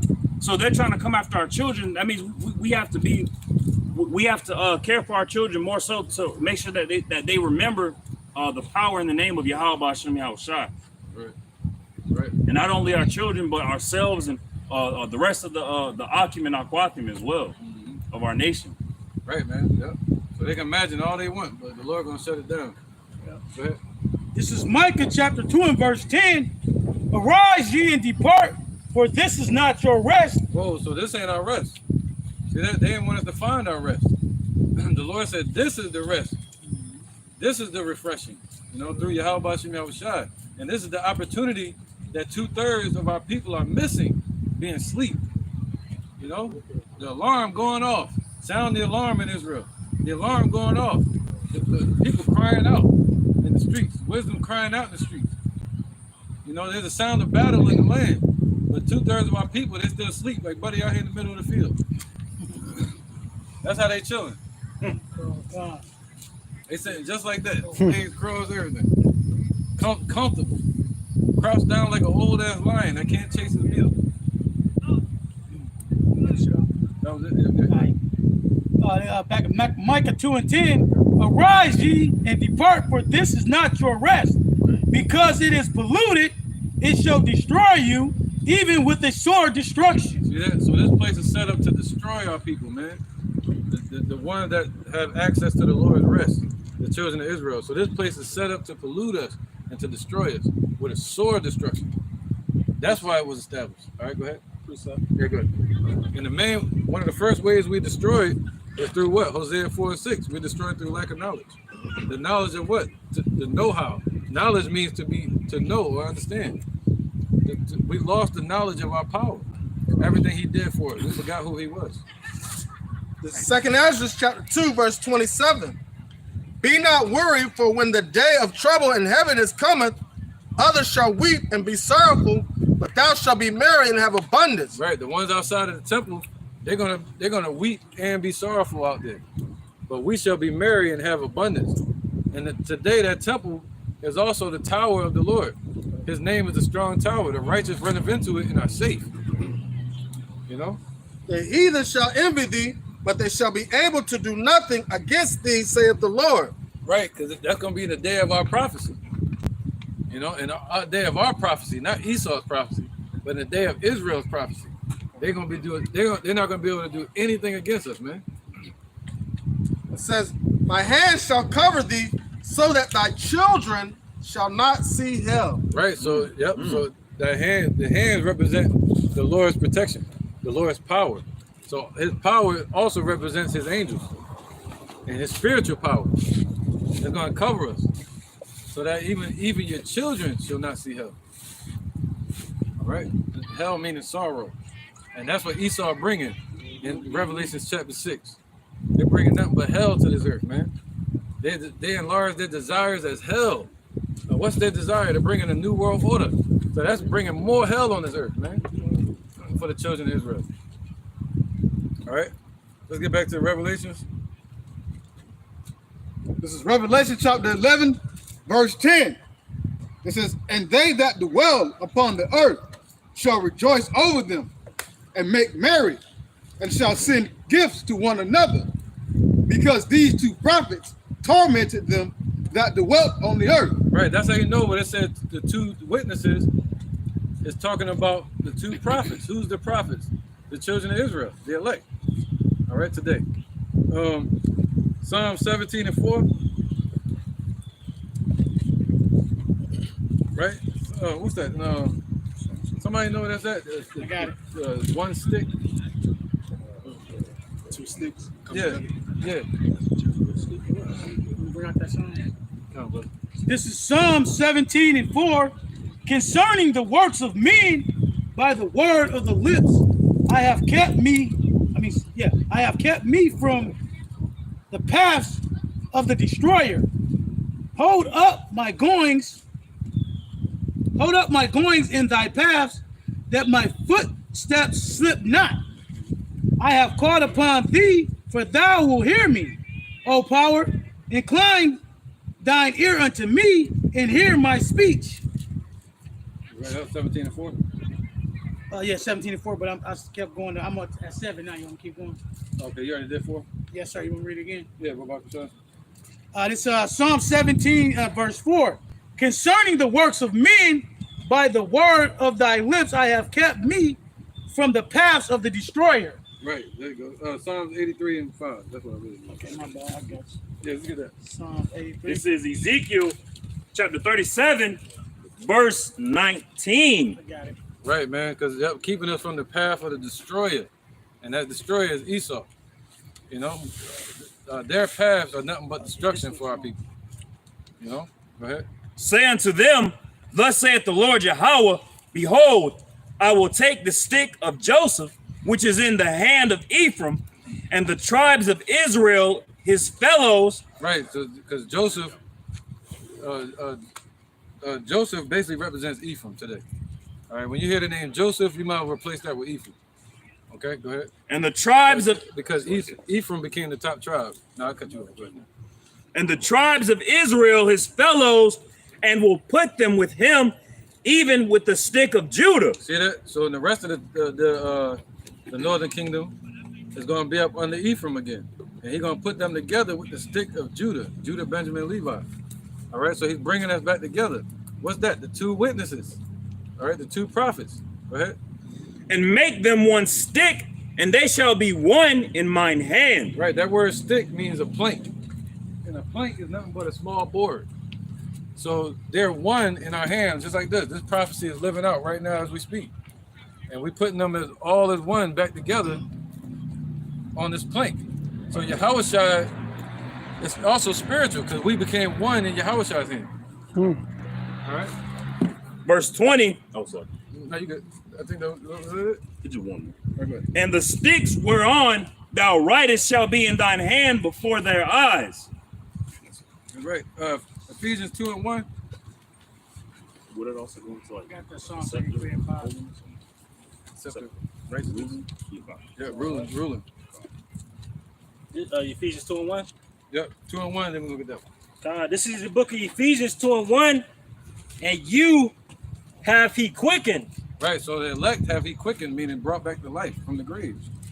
All right, to be quickened means to be lively, brought to life. All right, go ahead. And lively stones, right? Go ahead. Who were dead in trespasses and sins. So we were dead in trespasses and in sin, man. We were in the graves. So the Lord has quickened us, brought us to life, right? Like he promised us in Ezekiel 37. Go ahead. Wherein in times past ye walked according to the course of this world. Right, so while we were spiritually dead in Sodom and Egypt, we were walking according to the course of this world. But now the Lord has woken us up out of our graves. That's what it means by being asleep.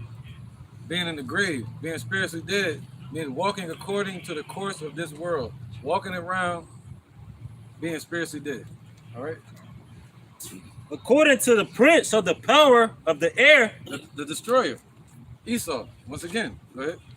The spirit that now worketh in the children of disobedience. Right, so that same spirit that's on Esau, that left-sided spirit, that wickedness, is working in the children of disobedience. The ones that don't want to be obedient to the truth. The ones that don't want to be obedient to the Father Yahweh. Those are the 2/3 of Israel. That's the spirit that's working in them, man. Why you seeing them in that condition today? You know, why they so damn wicked, man, pissing you the hell off. Making you want to sigh and cry for all the abomination that you've seen. Well, that spirit is that spirit that's working in them. That's why Yahweh said that, forgive them, Father, for they know not what they do, man. In the kingdom, they're going to look back and like, damn, I was that wicked. Damn, we did all that. That was like a nightmare. That was real. You know? Damn, we went into slavery. Esau was ruling over us. He's talking about them, the dude in the cave. He was ruling over us. Get out of here. That's why you want to be. That's why we pray to be one of the ones that walk into the kingdom. We remember everything. You're gonna remember the whole process of being delivered. You're gonna remember watching TV here in America and seeing all the news and shit. You know, being that pillar. Being that pillar. That's right. You know, the OG. That's what you're gonna be in the kingdom. OG, triple OG. Triple. OG infinity. How you say 7 in the slang term, OG? Yeah. So where we at? I'm still at Ephesians, but which bring that song? I think that was it. 83 and 5. Yeah, let's get that real quick. I don't want to get too deep into it, but let's get it. All right, this is Psalms chapter 83 and verse 5. Right. For they have consulted together with one consent. So all these nations have consulted together with one consent, man. You know, especially under Esau when they went out to make war against us, man. Moab was right with them. That way, hurry up and buy. Mm-hmm. You know, go ahead. They are confederate against thee. Right, the Africans, they hate us. You want me to read the tabernacles of Edom? And yeah, go ahead. You good? Yeah, so go ahead. The tabernacles of Edom. The tabernacles of Edom. So I mean, all the houses of Edom, they're all against us. In the Ishmaelites. The Ishmaelites, the Arabs, all the Arab nations. Moab. Moab, that's the Chinese. And the Hagarenes. The Hagarenes represent the Arabs as well. And Gabal and Ammon. Gabal and Ammon. Ammon. And Amalek and the Philistines. Hold on 1 second. Ammon, which would be the Japanese. Go ahead, keep going. No, you good, bro. Okay. You want me to keep going now? Yeah, go ahead. Lost where I was at. Yeah, okay. Amalekite and the Philistines. No, you gotta read that clear, brother. Okay, yeah. This is Psalms 83 and 7. Yep. Gabal and Ammon and Amalek. No, and Amalek. See that? The chief house of Esau. The Khazars. Well, some of them. Really the Teman. Right. You know, that's one of them. They said all the houses of Esau. Right? Go ahead. The Philistines the Philistines, the Africans, they against us too. With the inhabitants of Tyre. All right, Tyre and Zidon. That goes back to them the ancient Africans, man. They still back here today. Asher, the Assyrians, is also is joined with them. So he even joined with them. That's called the UN, United Nations. Right? They have helped the children of Lot, Salah. Right, they have hope in the children of Lot, man. Hoping. All right. Now you good, brother. Do unto them. We represent the children of Lot. All right. The same ones that were in that spirit that Lot was in. Vexed with the filthy conversation of the people around us. Vexed with Sodom and Gomorrah. We're the ones that's in that spirit to be delivered. Where the angel's going to show up and snatch you out of this place right at the last second. Same way they snatched Lot out of this place. And what did Abraham say? The Lord said to Abraham, if I can find one righteous person, I will. So we're those children of Lot. All right? Go ahead in that spirit. This is Psalms 83 and 9. Oh, yeah, that was it. I think that was That's it. Yep. Yeah, that was all of them named. Come on, brother. Throw it. All right, so let's keep going. Revelation 11, quick as you can, though. 10, 11. This is Revelation chapter 11, verse 10.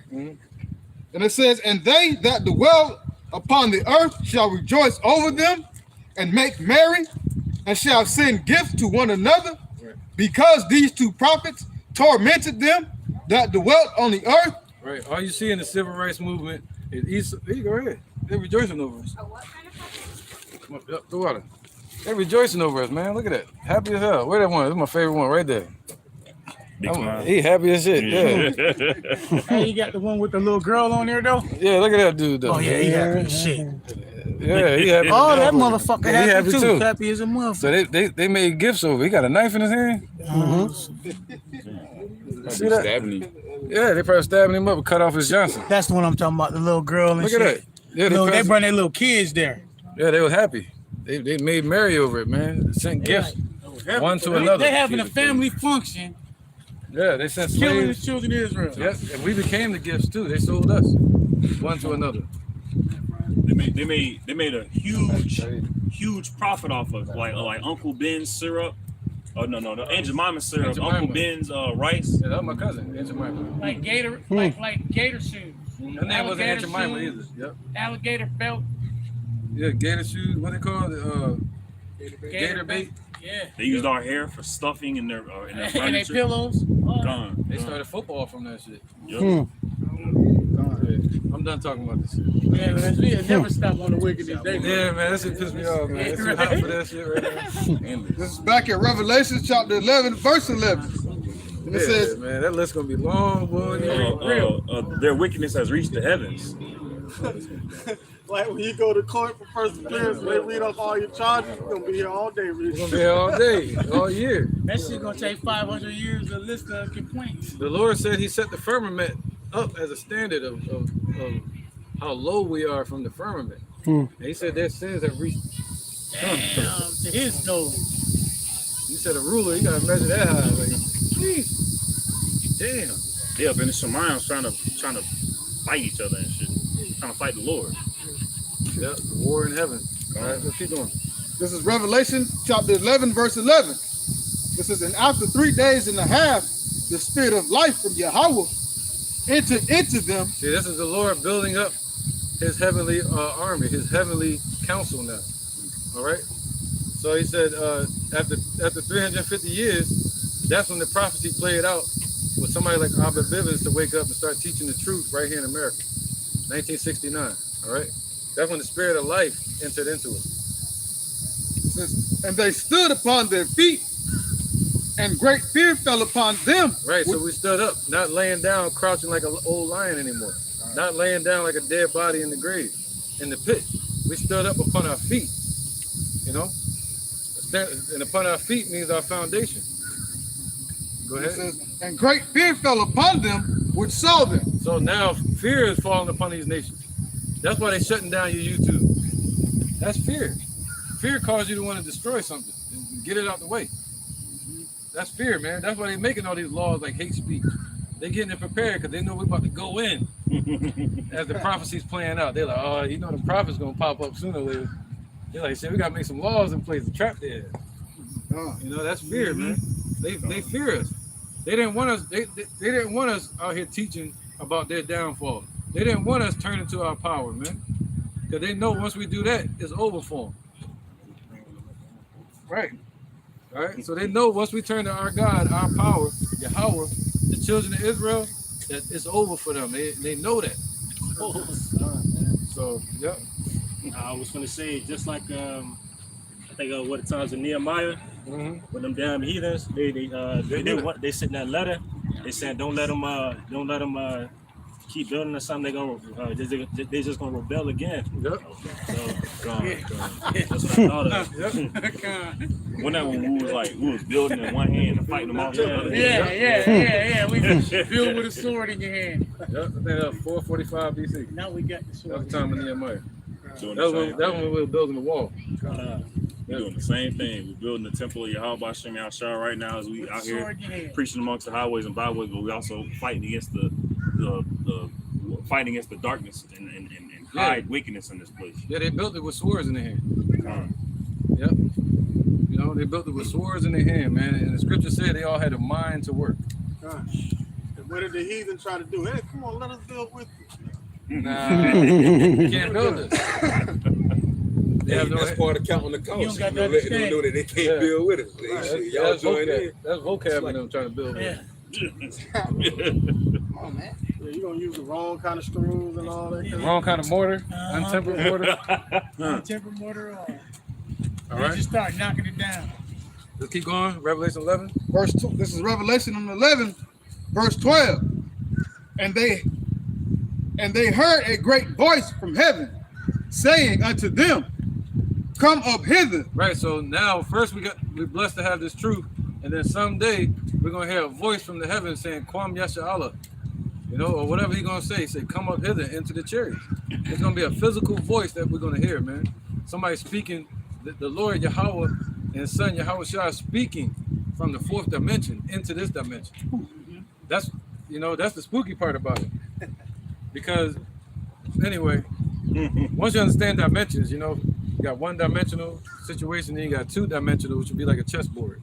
You can look into it. You know what I'm saying? You can see the pieces, right? That's a two-dimensional. But if I was to pass my hand through a two-dimensional situation, all they would see is this, and that hand passing through like this.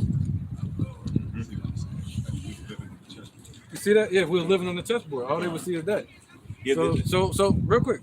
So if Yahweh Shah was to show up in that situation, you would just see him show up and then leave. Right? So the same thing with this, maybe lose my point, but the same thing with this three-dimensional situation. When the Lord shows up, it's like you see him, boom, and he's gone. For a split second in our dimension. So the same way, if it was a two-dimensional chessboard and you talk to them, they wouldn't be able to look up. It would be no such thing as up. Oh God. They only know straight. So everything would be like a wall to them. They can go around it. But they would hear a voice. They wouldn't know where it's coming from. So the same thing now. Just like when Moses didn't hear where the voice coming from.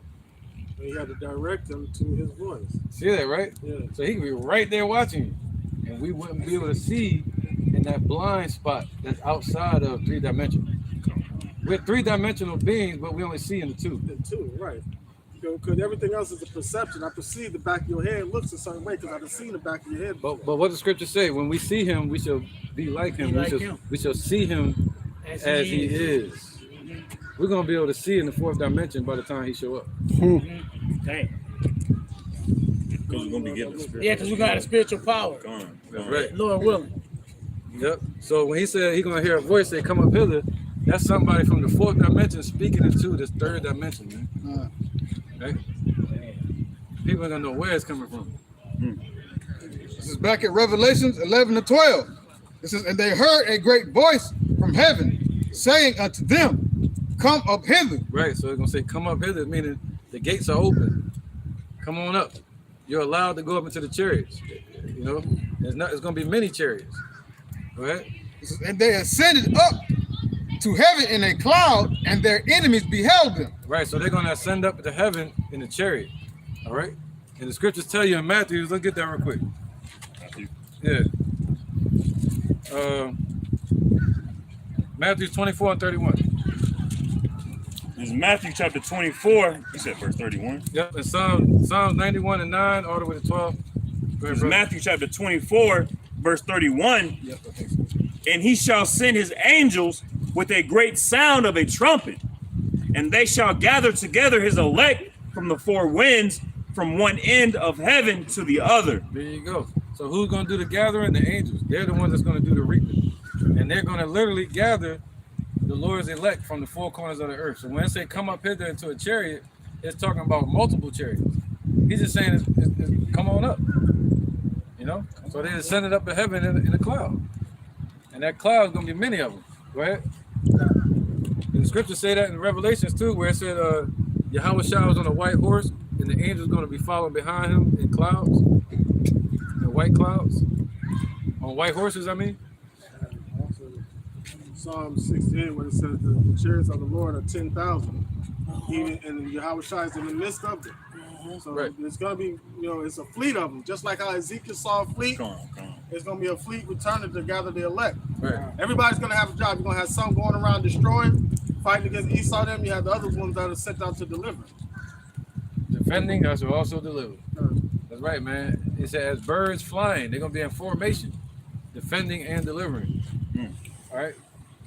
He said they shall gather them from the four corners of the earth. Psalms 91 and 9 all the way to 12. This is Psalms. Right. And those angels, what are they going to do in those chariots? Go ahead. This is Psalms chapter 91, verse 9. Because thou hast made the Lord, which is my refuge, even the Most High, thy habitation. Right. Made the Lord your temple. All right. Dwelling within his walls, within his protection. He said I should be as a wall of fire around you. Go ahead. There shall no evil befall thee. So no evil is going to befall thee, man. Even though Esau is going to build their weapons against us and try to destroy us, try to hurt us, but the Lord said, it shall not come nigh to thee.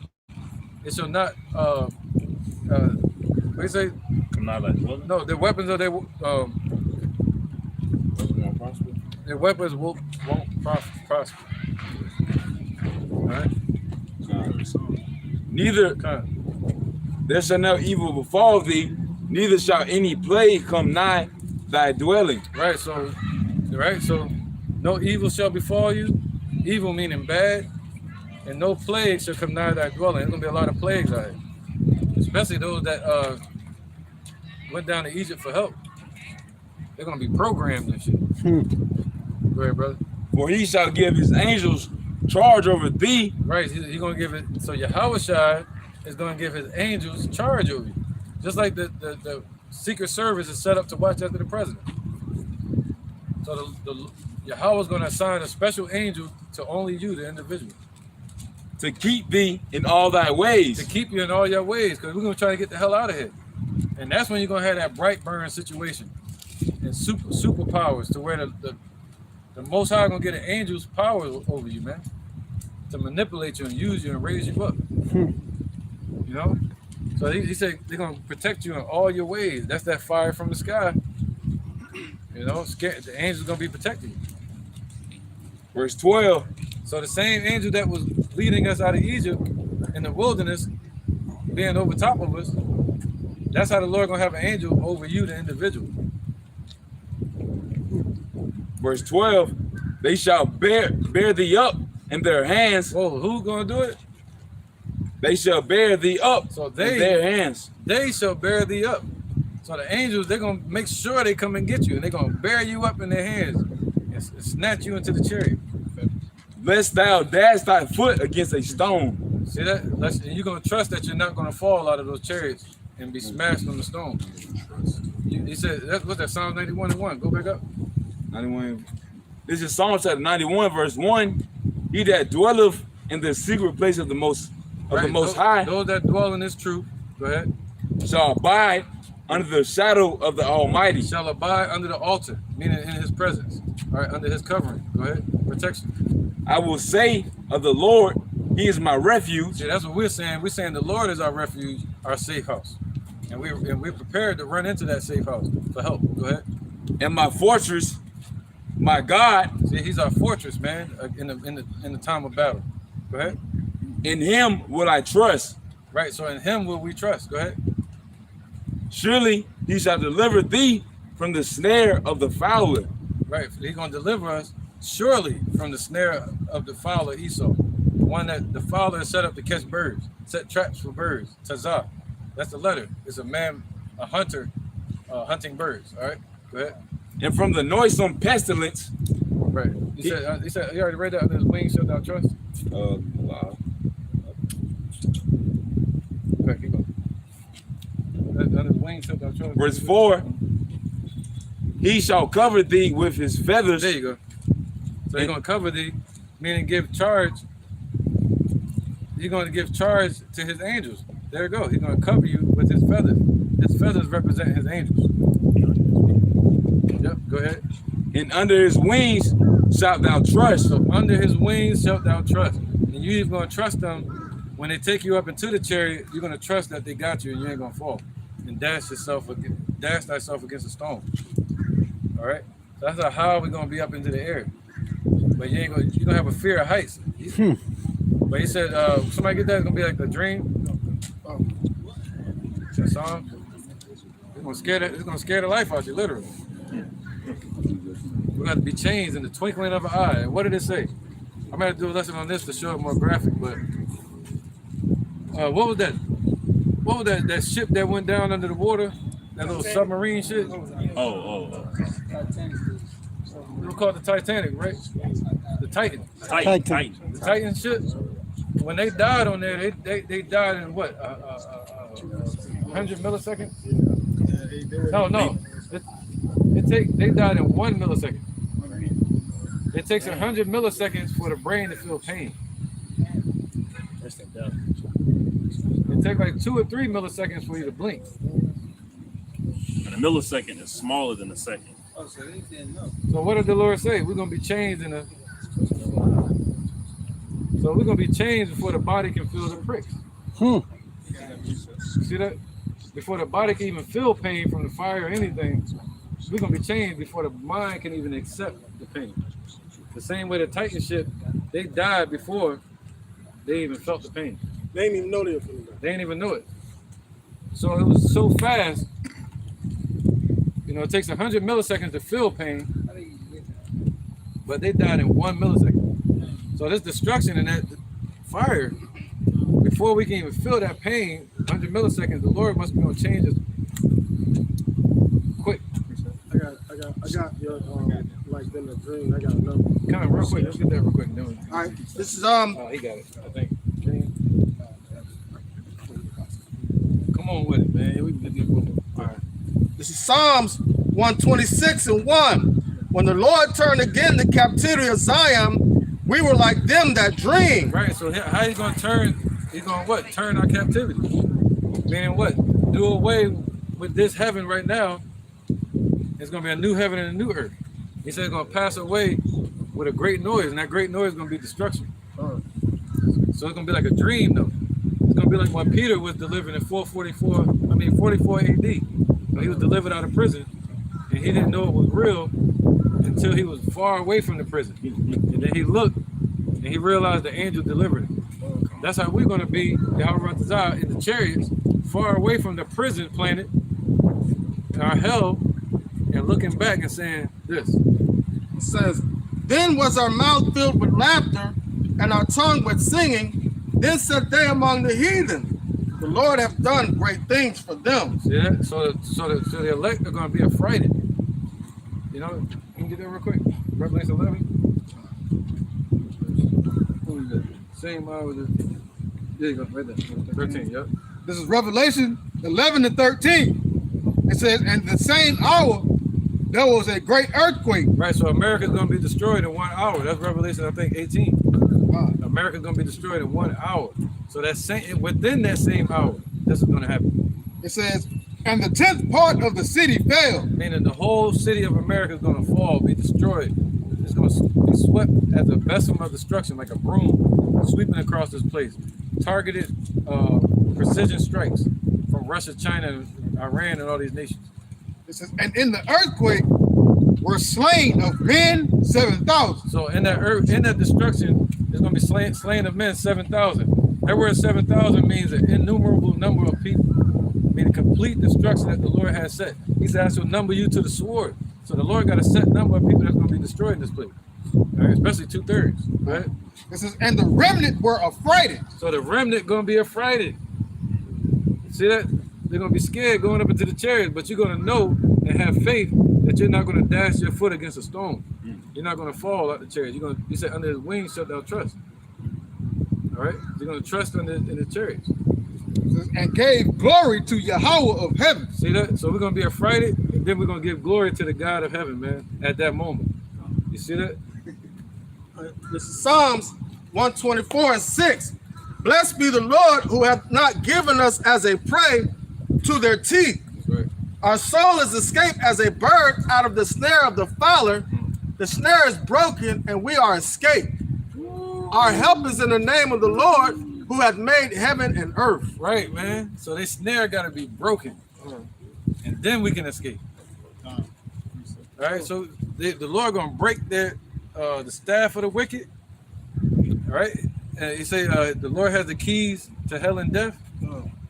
You're gonna break us out of these chains, man, and we're gonna be escaped as a bird from the fowler, man. Israel, the speckled bird. You know? Yep, go ahead. This is Isaiah chapter 26, verse 19. Thy dead men shall live, together with my dead body shall they arise. Awake and sing, ye that dwell in the dust, for that dwell is as that dew is as the dew of herbs, and the earth shall cast out the dead.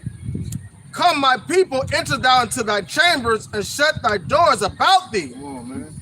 Hide thyself as if it were a little moment until the indignation be overpassed. And so that's us coming, being risen up out of the dust, being quickened from being brought out of the congregation of the dead, being quickened, and then us being risen up. Then from being risen up, us being lifted up into the chariots and being there for a little bit of moment, getting them instructions, coming right back down to the earth to do business. Right, right. And we're gonna be renewed. The Lord gonna take this wicked flesh away from us. Kind.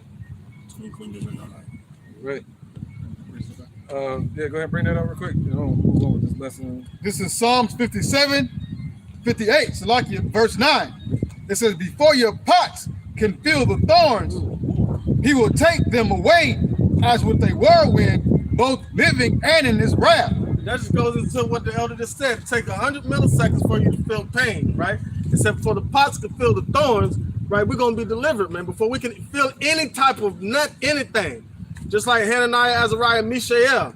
They ain't feel none of that. Matter of fact, they didn't even smell like smoke, but they just came out of a furnace. Right. Before we could feel anything, the Lord's going to be to snatch us up out of here, Lord willing, I'm part of that number.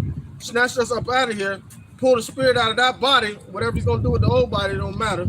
Then put the spirit into the new body and program it that it won't go off anymore. Right. And everything else is going to be a witness and a testimony of what we went through. And we're going to be that witness and testimony of what we went through, telling the stories to the ones that are being born back in. Right, man. In the building. Right, brother. This book of Luke 4, 10 and 11. For it is written, he shall give his angel charge over thee to keep thee, and in their hand they shall bear thee up, lest at any time thou dash the foot against a stone. At that point in time, we know that, the angels, they have to have charge of us, because we're not able to do anything on our own until we get into those new bodies and be like Yahweh Shai. So he has to give the angels charge over us so that we don't dash our foot upon the stone, so we don't stumble, so then we don't get hurt in the process of deliverance. Right. They're gonna protect you. The same thing David was doing in this flesh, the same way the other prophets were doing in the same flesh. He's gonna give you that same power, man. Right. All right. Oh, go ahead, brother. This is the book of 1 Corinthians chapter 15 and verse 51. Behold, I show you a mystery. We shall not all sleep, but we shall all be changed in a moment, in the twinkling of an eye, at the last trump. For the trump shall sound, and the dead shall be raised incorruptible, and we shall be changed. So we gonna change, man, in the twinkling of the eye, the scriptures say. Yahweh Ratazal, I'm a part of that number. All right, but hopefully those who are the first fruits, they're gonna be changed, man, in that instance, man, in to meet the Lord and the rest of the elect in the clouds. Just think about how quickly he changed our thought process. Real quick. You see something wasn't right, he put it in our mind. You think you're damn right, ain't nothing right. Here's what's right. Boom. Quickly, he changed our man, went to bed, you know what I'm saying, wicked, woke up the next day, you know what I'm saying, on that righteous path, man, instantly, bro. That's how instantly he gonna change us. And all it, man, just like the elder said, like we're gonna have the power to do the things that King David and Elisha did back then. And the only reason why, one of the main reasons why we don't have it now, because it's an old saying that said, when there's a will, there's a way. All right, when you understand the Most High's will, there's always a way. And that mindset, that's the mindset that King David had. If he knew it for the will, that's why he came and that's what he told Goliath. He said, yeah, you have all these weapons and everything, but I have the power in the heaven behind me. So he knew it was by authority of Yahweh Shai to take down this giant, and that was the spirit that we was in. But now we get feel like we get defeated when we can't pay a bill. You get what I'm saying? It's a different mindset now. We get depressed when financial stuff comes sometimes, but it's just all these things that's within the system that bear weight upon us that changes our mindset. As soon as we realize that none of that stuff doesn't matter, because whether we worried about it or not, the Most High has already made a way for us to be able to do whatever we need to do on this carnal side. The only thing we need to do is focus on the spiritual. Right. And you think about it, man, everything that you worry about in this society, how many people have worried about the same thing in the old Roman Empire? And they're not on the earth no more. They're back here now, probably. Yeah. But their problems were back then in history. You know, things people built, they wanted to build it so bad, like an anthill being built. Yeah. And it's ultimately going to fall. All these businesses that people started. People started businesses in the Roman Empire. What does that matter to today? Nothing. People started businesses in the Persian Empire. Where is it at now? It came and it went. Right? You know what I'm saying? So the things people worry about in this society is that same vain mindset of worry. That's why you're supposed to pray or worry, but don't do both. It's okay. It's a normal human feeling.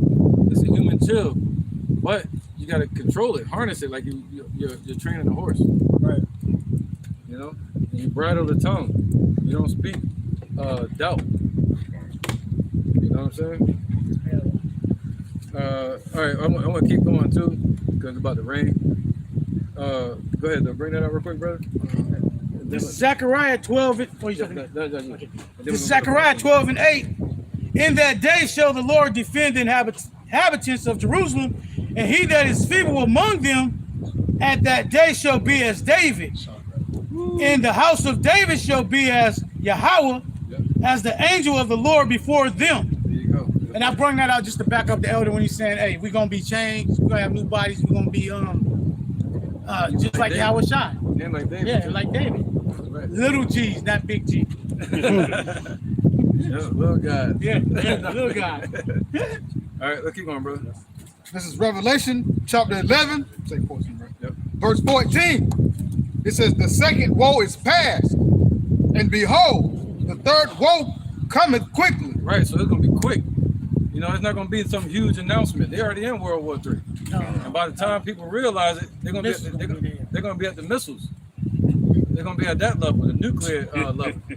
You know, that's why it's building up all the way up to that point. And then that's what people going. The scriptures say they should all see together. They're gonna be like, oh shit, we in World War III. They're gonna be talking to us like, hey brother, did you know we in World? Like, hey, you know this, that. You know what I'm saying? Because they be like that now. Because like, you know, some of the prophecies don't pass and things that, and I'd be like, look, that's not gonna change. This is what it's gonna be there. And they'd be like, look, you know that this ain't family and all. I'd be like, bro, I already said that. Right. What that shows us is this initiative. We gotta see it. We can't wait for them to wake up to start moving, preparing. We gotta see it that damn we're ahead of the race, man. You're like years ahead of light years ahead of these people, and you can't wait for them to wake up and then be alarmed and ready. You know, because they ain't never gonna see it until the last second. You know, all right. So let's keep going, brother. So the second woe is past, and behold, the third woe coming quickly. What's that? The third world war. Whether they want to believe it or not, it's in the scriptures. It's not in the Quran. This is verse 15 of Revelation chapter 11. And the seventh angel sounded, and there were great voices in heaven saying, the kingdom of this world. Right, mind you, the deliverance already happened. It just said the elect were taken up that same hour. So now there's going to be voices heard up there. What's that? Praising, shouting to the Lord. It's, what's that? Revelation 14. You know, and also where it says, only when I knew the song was them that could sing it. Yeah. 14. 14? 14 and what? 14 and 1. 14 and 1. And I looked and lo, a lamb. Right, so who got it? I got 14 and 1 right here. Right. This is Revelations 14 and 1. And I looked and lo, a lamb stood on the Mount Zion, and with him 144,000 having his father's name written in their foreheads. And I heard a voice from heaven, as the voice of many waters, and as the voice of a great thunder.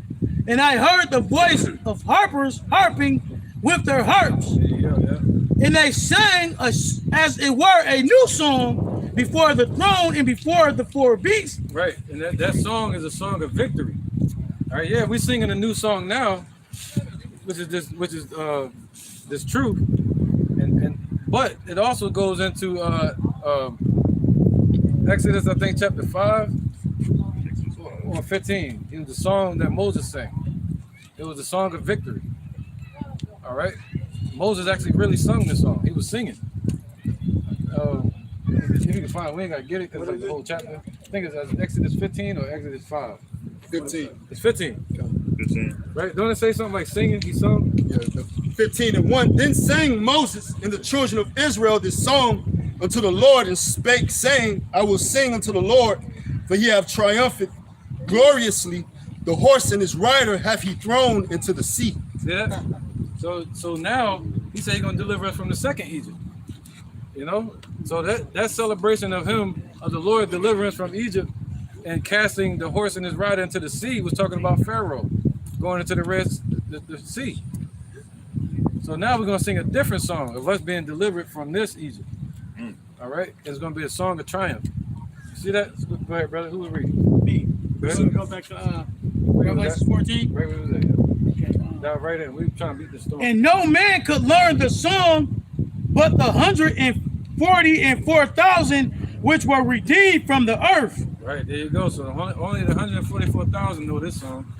These are Didn't know this prophecy, man. Right? These are they which were not defiled with women, for they are virgins. These are they which follow the Lamb whatsoever he goeth. Right. These were redeemed from among men, being the first fruits unto Yahweh and to the Lamb. There you go. That's the heavenly council, the heavenly assembly, the heavenly Sanhedrin that the Lord has established. The word Sanhedrin just goes into the word council or assembly. Go ahead, brother. This is Revelation 11 and 15. And the seventh angel sounded, and there was great voices in heaven saying, the kingdom of this world are become the kingdoms of our Lord and of our Lord Yahweh HaMashiach, and he shall reign forever and ever. See, that's what they're gonna be singing. You see that? That's what they're gonna be saying. The kingdom of heaven has become our Lord, and we're singing that song right now. He said the kingdom of heaven is already at hand. You know? All right, so it's right there. We're surrounded. You know, you realize like the only ones out here. Start grabbing some. All right, read one more verse. Verse 16, 17. No, come on, 16. And the 4 and 20 elders which sat. The 4 and 20 elders. See that? 24. So that would be 12 and 12. Once again, the foundation goes into Revelations. Look at that. Revelations 21 and 9. Damn, that's gonna be long. Quick. I just need to get this real quick, bro. This is the book of Revelation, chapter 21, verse 9.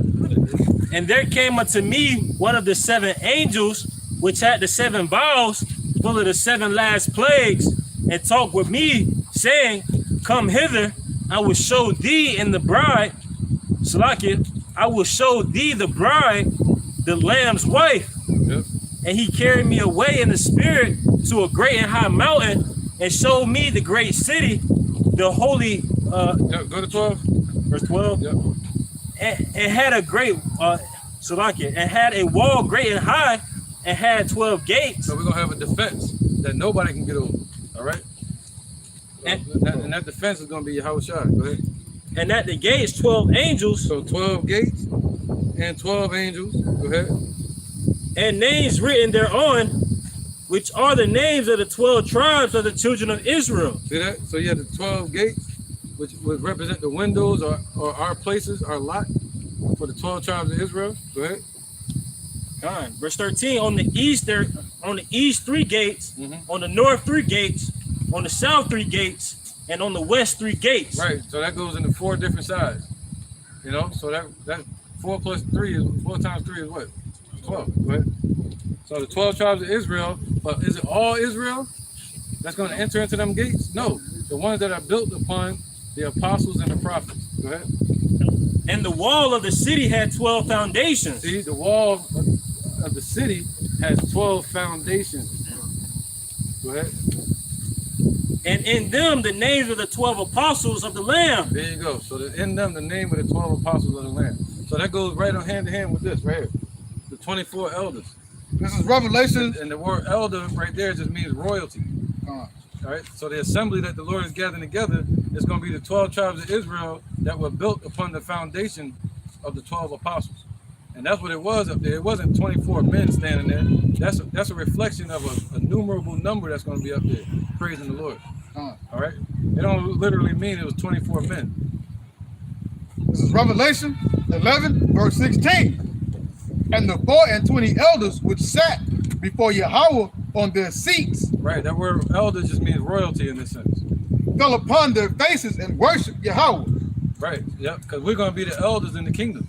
We're going to be the one. You're going to be the one sitting upon thrones, and everybody that's born after you, you'll be the elder. Verse 17. So sitting upon thrones, right? What did he say? The 12 tribes of Israel was sitting. He said, I saw them sitting upon thrones. Judging the angels or something? Judging the 12 tribes of Israel. Yeah, being royal. Yep. That's it. All right. Of injection.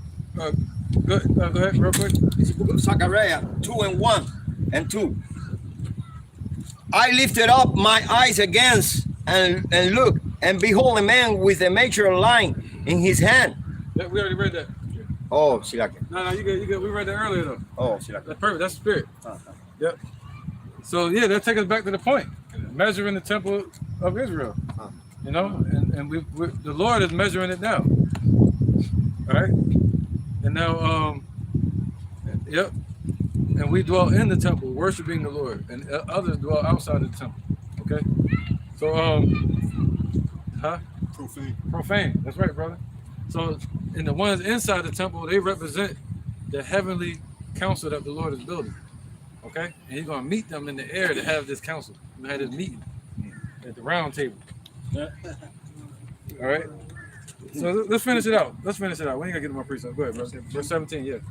Revelations 11 and 17, saying, we give thee thanks, O Lord Yahweh, God Almighty. Right, that goes with Revelation chapter 4 as well.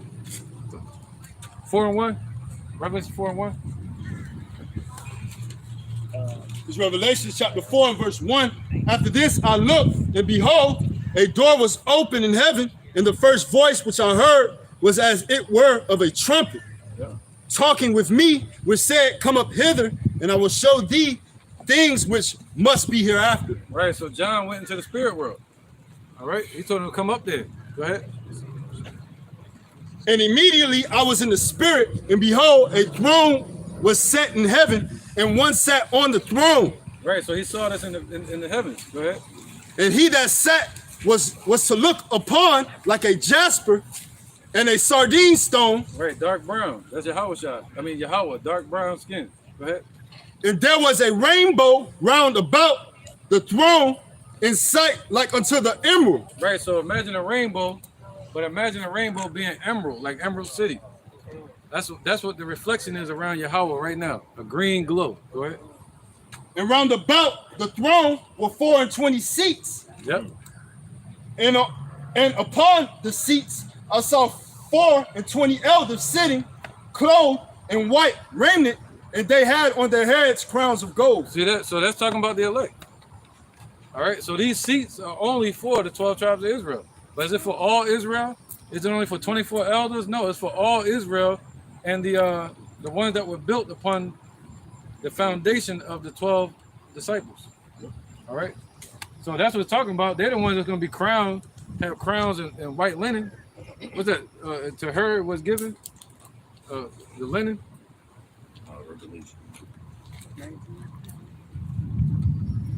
That she should be dressed in white, clothed in white. 19. I got it right here. You got it? This is the book of Revelations 19 and 8. Let's see if this is the one. And to her was granted that she should be arrayed in fine linen, clean and white, for the fine linen is the righteousness of the saints. See that? So these saints are going to be clothed in white. All right. Let's get 2nd Ezra chapter 2, real quick. Chapter 2. Yeah, it said take that number. I think it's 11. What verse? 2nd Ezra chapter 2, verse 41. 41. The number of thy children whom thou longest for is fulfilled. Right, so the number of the children of the council that the Lord is longing for to sit in those seats. Somebody got that? 12 tribes of Israel? Judges 12 tribes of Israel? To sit upon thrones? I thought somebody had it by now. Let's see. Yep. So these same ones. Go ahead, brother. This is this is Matthew chapter 19. I'm gonna start at verse 28. And Yahweh Shai said unto them, verily I say unto you, that ye which have followed me in the regeneration, which the Son of Man shall sit in the throne of his judgment, ye also shall sit upon the 12 thrones, judging the 12 tribes of Israel. There you go. See that? The same one's gonna sit upon those 12 thrones, judging the 12 tribes of Israel. It goes hand in hand. All right, with the scriptures we just read. The 12 gates and the 12 seats. All right, and 12 foundation stones. So, somebody reading? 2nd Ezra. This is 2nd Ezra chapter 2, verse 41. The number of thy children whom thou was longest for is 144,000 and 1/3. Go ahead. Is fulfilled. Right, it's gonna be fulfilled someday. Go ahead.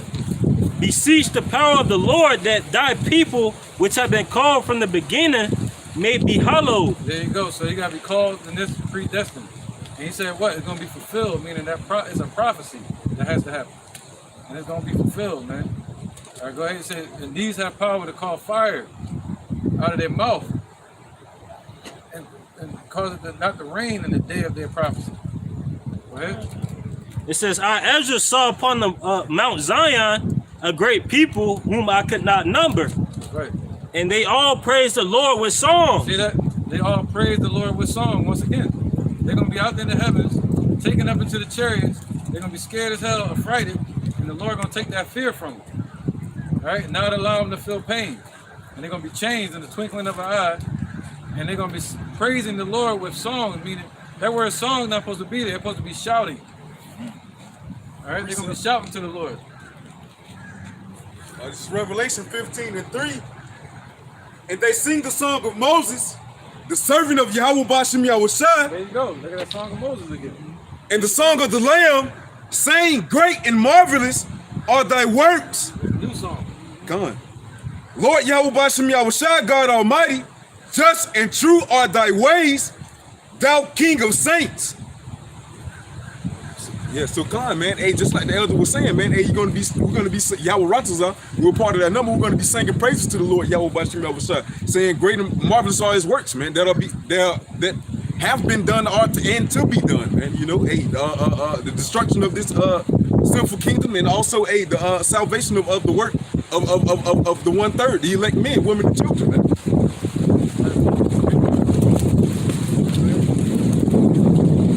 Ezra chapter 2, verse 43. And in the midst of them, there was a young man of a high stature, taller than all the rest. Right, so that's Yahweh Shai. He's exalted, preferred before all of us. Go ahead. And upon every one of their heads, he set crowns. So upon every one of the elect's head, he's going to put a crown on your head. You're going to receive a crown at his hand, out of his hand. And was more exalted, which I marvel at greatly. See, he's going to be more exalted at that point. Once he put the crowns on our head, we're going to snap even more. And continue. That's what it means by singing. We're going to be exalting him. You see that? So he's going to be more exalted. We're going to go crazy, man. Have these spiritual beings exalting the power. You know? Have so much power that you can fly to the heavens and yell his name. That's what some of us want to do. You know what I mean? To the clouds and shout to the top of your lungs. That's freedom. That's real freedom. To not be bound to the earth or gravity. To be able to go out into space in the heavens. That's freedom. You know? Not just being able to roam around on the earth. That's not freedom. The real sound of freedom. Yeah, he gonna open the heavens to us. The real song of freedom. That's a lesson. That's a lesson. Thank God. Yeah, He's yeah, there. there you go. All right, that was it. That got to the point. So that's some crowns, right? He said the 4 and 20 elders, the 12 and the 12, they're gonna have crowns on their head and garments. We just read it. All right. Go ahead. Revelation 11 and 17, saying, we give thee thanks, O Lord Yahweh Almighty, Right. which art was and art to come, because thou hast taken to thee thy great power and hast reigned. Keep going. Right. So he has rain, but what are you gonna do? Go ahead. It says, and the nations were angry, and thy wrath is come, Yeah. and the time of the dead that they should be judged, and that thou shouldest give reward unto thy servants the prophets, Yeah. and to the saints, and them that fear thy name, small and great, Yeah. and shouldest destroy them which destroy the earth. That's right. Where you at? Verse 18, no, just verse 18. That's 18. Revelation, let me get there with you real quick. All right. There you go. All right. So the nation's gonna be angry because the Lord's wrath has come, man. All right. That goes with Revelation 16. They're gonna still be like talking trash towards the Lord. They're not gonna repent. That's right. After the destruction. You know, or during the destruction. All right. And it says what? He's gonna give reward not only to the spiritually dead, meaning destruction, but he's also talking about he's gonna give reward to his saints, the ones that he set apart. All right, go ahead. Verse 19. Right. Yep, this is another parable right here. Verse 19, and the temple of Yahweh was opened in heaven. Right, so the temple of Yahweh is gonna be open. See that? He's gonna open the heavens to us, and it's gonna be seen where we get our power from. It's not gonna be hidden anymore. It's gonna be open for all the world to see. They're gonna see Yahweh on the throne. All right, so the heaven's gonna be open. Go ahead. It says, and there was seen in his temple the ark of his testament. So right there, that's not talking about a physical ark that's gonna be out there, the testament. That's talking about the ones that have access to that second covenant, the ark of the testament, the second testament. So you're gonna see heaven open, and they're gonna see the elect of Israel that's under that covenant in them chariots. That goes with Wisdom of Solomon chapter 5. They're gonna see it, you know. The enemy shall see it. Go ahead. And there were lightnings. So there's gonna be lightnings, judgments. Go ahead. And voices, and thunderings, and an earthquake, and great hail. There you go. And great hail. That comes from the missiles. And they're gonna look up and see the Ark of the Covenant, meaning the elect in those chariots, the covenant, the new covenant. All right, the same way that our enemies saw the covenant that the Lord made with Moses, and the Egyptians saw it. The same way, these heathens in 2/3 going to see the ones that are under this new covenant in the chariots. All right, it's going to be open to them. Hebrews 12 and 18, all the way to 24, and we should be done with it. All right, so this is the whole John in Revelation 11, which is, you know, Yahweh Ratzazah, we just went through. This is Hebrews chapter 12, verse 18. Right. For ye are not come unto the mount that might be touched, and that burnt with fire. Right, so we ain't come to the mount. Like others, they saw Yahweh Shai when he came down on Mount Sinai, and they were in fear. But us, we're gonna see it for love and for the joy, like Moses did. But the others, they saw it and they wanted to run. You see that? So when we see the Lord returning this time, 2/3 gonna want to see the Lord destroyed, and they're gonna run. But us, he said he's gonna appear to our joy and to their shame. Go ahead, brother. So the same way when the Lord came down on Mount Sinai, it's the same thing. Go ahead, brother. And black. That's like So read that again. He said, we ain't coming to a mountain that can't be touched. He's saying, yo, y'all can deal with me.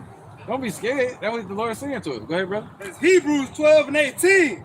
For ye are not come unto a mount that might be touched, and that burnt with fire, nor to blackness and darkness and tempest. Right. That was scary, man. That's a scary sight. Just like I said, the Lord's eyes is like fire. That's scary for people to see. But to us, we know it means his eyes are 10 times brighter than the sun. All right, he's intense and watching everything. Go ahead. Verse 19, and the sound of a trumpet and the voice of words, which that the world should not be spoken to them anymore. Right, so yeah, the trump, this is everything that happened on the Mount Sinai. The trumpet was blasting, it was shaking, it was a scary sight. And this is gonna be scary to 2/3, man. You know? What's that? Revelations 1 and 7. Somebody get that, Babaka Shah? The book of Revelation 1 and 7. Okay. Behold, he come with cloud. Whoa, so the Lord, Yahweh Shah, is coming with the chariots, with the angels, go ahead, with clouds. And every eye shall see him. So every eye is going to see him, just like they saw, well, the Israelites saw the Lord on Mount Sinai. But this time, the whole world is going to see him. All right, go ahead. They also wish pierce him. And they also was pierced him, going into the jakes that pierced the Lord on the cross. I think his name was Saint Maurice. They called it Saint Maurice's lance. He still had the spear that pierced Yahweh Shai in the side. So those are people that did it. Go ahead. And all kindreds of the earth should wail because of him. See, all kindreds of the earth is going to wail because of him. But the scriptures say that he's going to appear to their shame and to our joy. All right, go ahead. Kabas. Even so, amen. Oh. Even so, I'm on. Yep, go ahead, brother. Verse 20. Where you at? Hebrews 12 and 20. For they could not endure that which was commanded. And if so much as a beast touch the mountain, it shall be stoned or thrust through with a dart. Yep. That's what the Lord said back then. If anybody would, when Yahweh Shai was up there on the mountain, on Mount Sinai, if anybody broke through and tried to touch the mountain, or an animal touched it, like the dog, the Lord said they were going to be thrust through and be destroyed. Go ahead. And so terrible. So the Lord not saying that now. He's saying, yo, we can come to him. And so terrible was the sight that Moses said, I exceedingly fear and quake. Right. So Moses was like, yo, I'm scared, man. It was so frightening. But that's why the scripture said that in Revelation 11. The remnant were affrighted. See that? But then they're gonna give joy, praises to the Lord and joy. Go ahead. But ye are come unto Mount Zion, and to the city of the living power, the heavenly Jerusalem, and to an innumerable company of angels. Right, yep, go ahead. To the general assembly and church of the firstborn, which are written in heaven. The church of the firstborn, the general assembly. You see that? So the Lord is creating another general assembly. The assembly of the elect, of the heavenly council that the Lord is establishing in the heavens, man. All right, for this earth. All right, the Sanhedrin, the spiritual Sanhedrin. Go ahead, brother. And to God, the judge of all. That's right, man. So that's what they're coming to. Now they're coming to the council of the Lord. You don't have to go to a mountain that's scary as hell. You know, shaking and seeing the smoke and seeing the chariot and the ship blasting. And the Lord said, if you come near it, it will destroy you. No, the Lord said you can deal with his people. You can go talk to the elect, the council of the Lord. The heavenly council that's going to be in the chariots, where people can't even get to them, they're right in the people's presence today. Able to reach out and touch them and deal with them. But instead, they neglect and they missing this moment. You know what I mean? And they treat us like shit. You know? That's it, man. We are off scouring to these people today. They look down on us. Go ahead, brother. And to the spirits of just men made perfect. See that? And they have been offered to approach the spirit of just men that's being made perfect, man.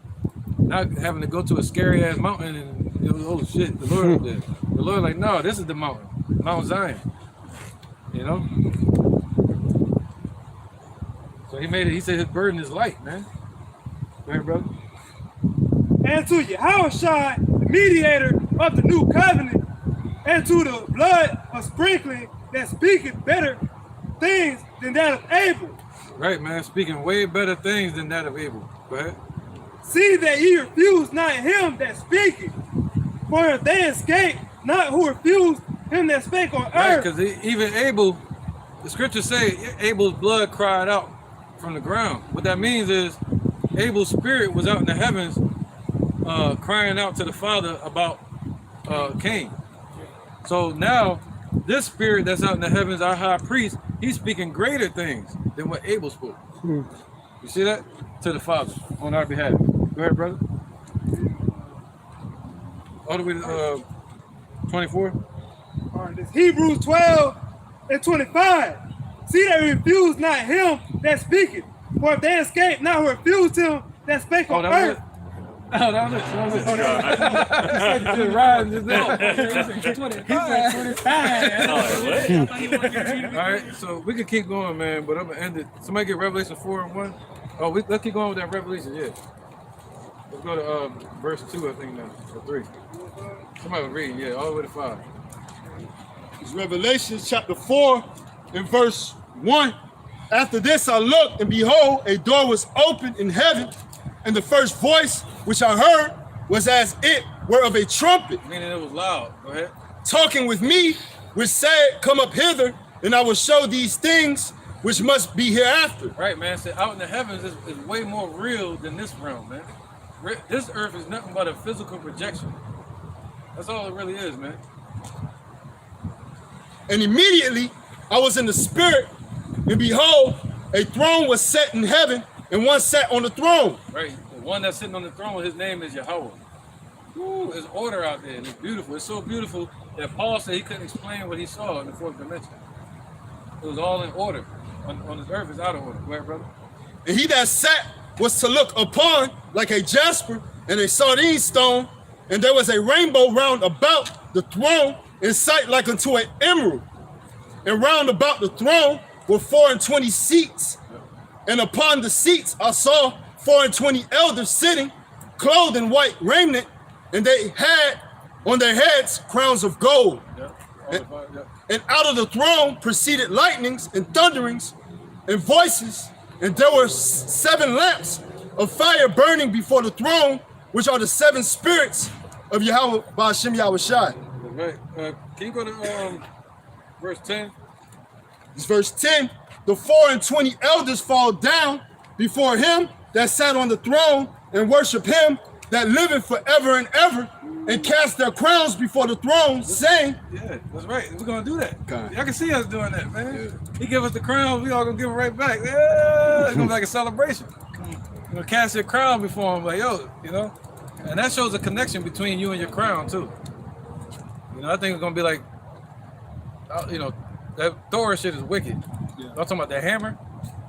I believe our scepter and our crown is going to be like that. You know, the way he threw that hammer, he's going to call it to you. Telepathic connection. Yeah, it's going to be connected to us from that point. It's going to be our It's just an bag. extension of my arm or something. Yeah, you're going to be able to cast it to him, you're going to call it back. What you say? Psh, give him a... Like, why did you eat the cookie off the floor? Right, the same way Elijah called that wood from out of the water with the metal. Oh, con. Yep. The hammer. Yep. Axe. Yep, let's keep going, brother.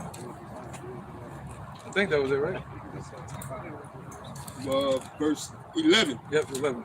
Thou art worthy, O Lord, to receive glory and honor and power, for thou hast created all things, and for thy pleasure they are and were created. There you go, man. Right? So for the Lord's pleasure is why he created you. He created me. What's this? 12. I need 12 right there. Let me see. 12 maybe? Is that 12? No. You said it was war in heaven? No, Revelations. Yeah, 12, I think it is. Verse 7. He said they made us a priest in the kingdom of our power. 12 and 7 to 17. And there was a war in heaven like when his name was trouble against the judge and angel. Ah, man, where that one at, man? Multitudes and put full of. All right, that's it. That's it. We can end it there. Anybody got any precepts you want to bring up real quick? I got. You got one? All right, go ahead, take it. I'm gonna find this one real quick. This is Isaiah chapter 54, verse 17. No weapon that is formed against thee shall prosper, and every tongue that shall rise against thee in judgment, thou shalt condemn. This is the heritage of the servants of Yahweh, and their righteousness is of me, saith the Lord. So this scripture was said in the lesson today. I just wanted to bring it out that no weapon that's formed against Israel is going to prosper against us. Just like Hananiah, Mishael, and Azariah, we're going to be in the midst of the fire, but feel a cool mist, but feel coolness around us. And that coolness that's around us is going to be the spirit of Yahweh, while Yahweh Shah. Right. Can somebody grab Revelation 5 and 9? We're going to go to verse 10. And this gives more clarity on who the 4 and 20 elders are. All right. Revelation 5 and 9. Right, it represents the elect. And they sung a new song, saying, Thou art worthy to take the book and to open the seals thereof, for thou wast slain and hast redeemed us to thy power by thy blood. Right. So by that blood. So did he come and redeem us yet? No, this is going to be the elect saying this in the chariots, all right, out in the heavens. They're going to be saying this to Yahweh Shai. You have redeemed us now, right? By thy blood. Out of every kindred and tongue and people and nation. Right, so is that only 24 people? No. That's how you know it's parabolic. It's talking about a group of people. That's a new innumerable number. That's going to be basically the 12 tribes of Israel, but the ones that were founded on the 12 apostles. All right? That's what this is right here. That's going to be singing this song. Go ahead. Verse 10. And has made us unto our power kings. So did he make us that yet? So it's about to happen. And priests, and we shall reign on the earth. Whoa. So that council, that Sanhedrin, that spiritual Sanhedrin, that assembly, they're going to be taken up and they're going to say this to the Lord. That's going to be our new testimony. And then they're going to say what? We shall reign on the earth. We know we're going to go rule from that point. Because you're going to have powers. You're going to be out in the heaven using those powers. Having new bodies, probably flying around. Who knows? Setting sparks off in your hand and shit. You know, then you're going to say, yo, we about to rule on this earth. We know it. You know? Right, bro. Yeah, we got to end up with this one. All right, this is Isaiah 9 and 6. For unto us a child is born, unto us a son is given, and the government shall be upon his shoulder, and his name shall be called Wonderful, Counselor, the Mighty Power, the Everlasting Father, the Prince of Peace. Of the increase of his government and peace, there shall be no end upon the throne of David, and upon the kingdom to order it, and to establish it with judgment and with justice from henceforth, even forever. The zeal of Yahweh of the power of hosts will perform this.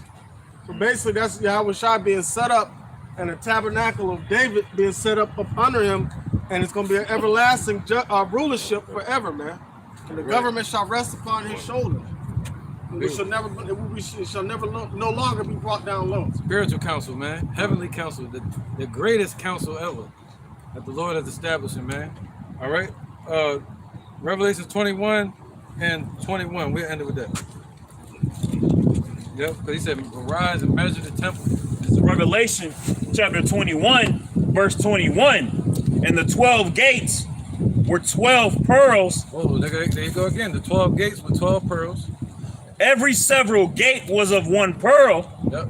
And the street of the city was pure gold. There you go. All right, pure gold, man. As it were transparent glass.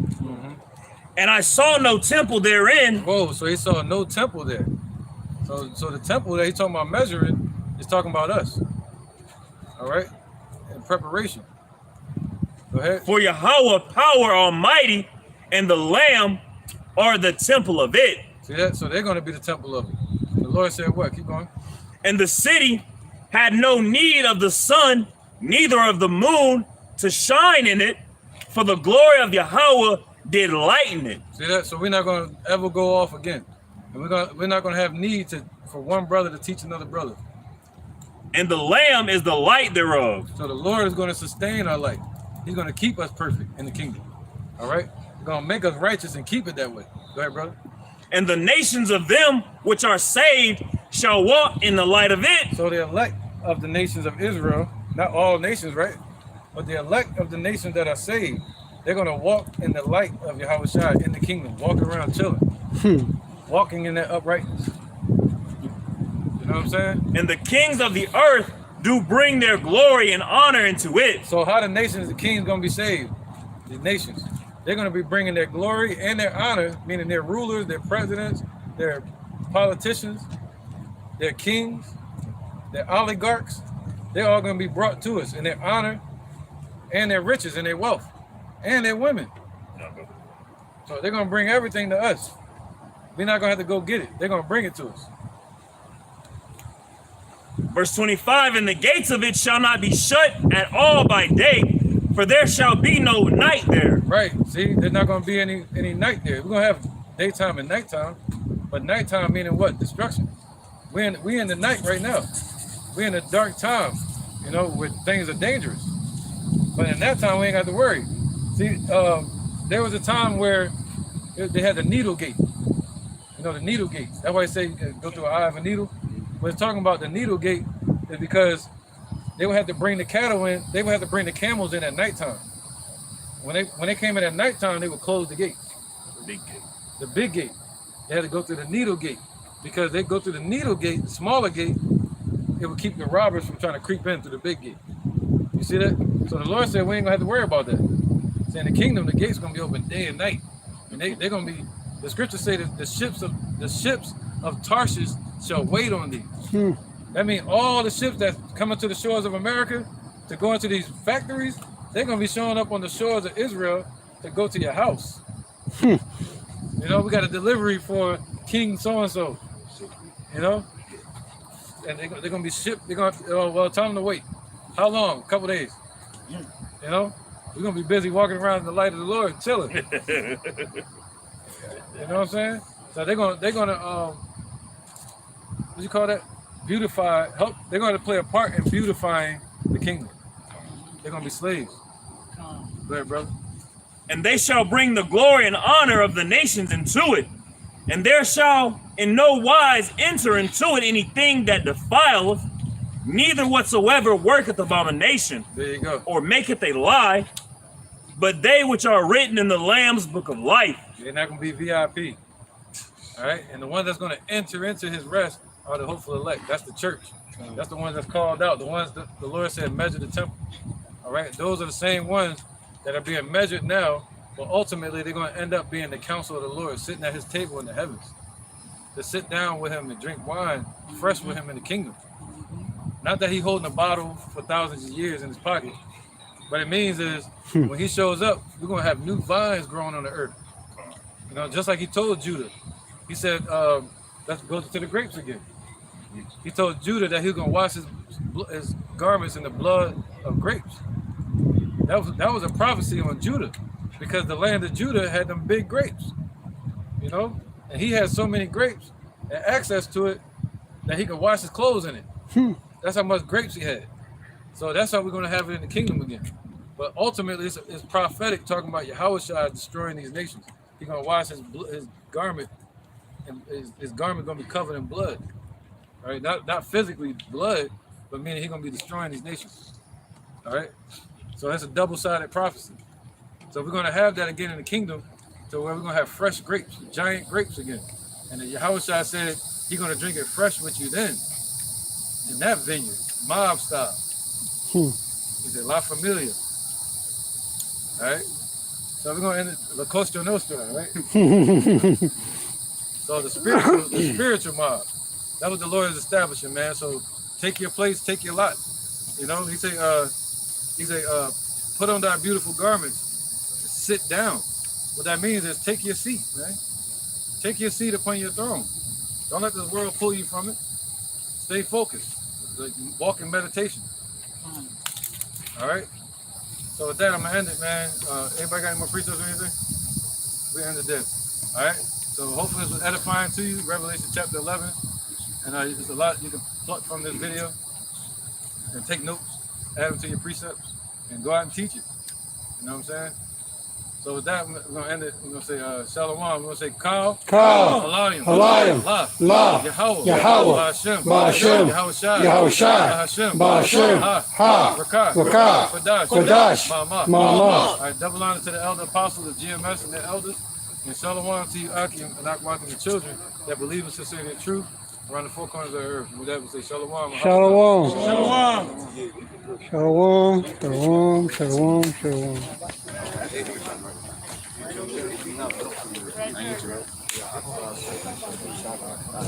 Right? Yeah.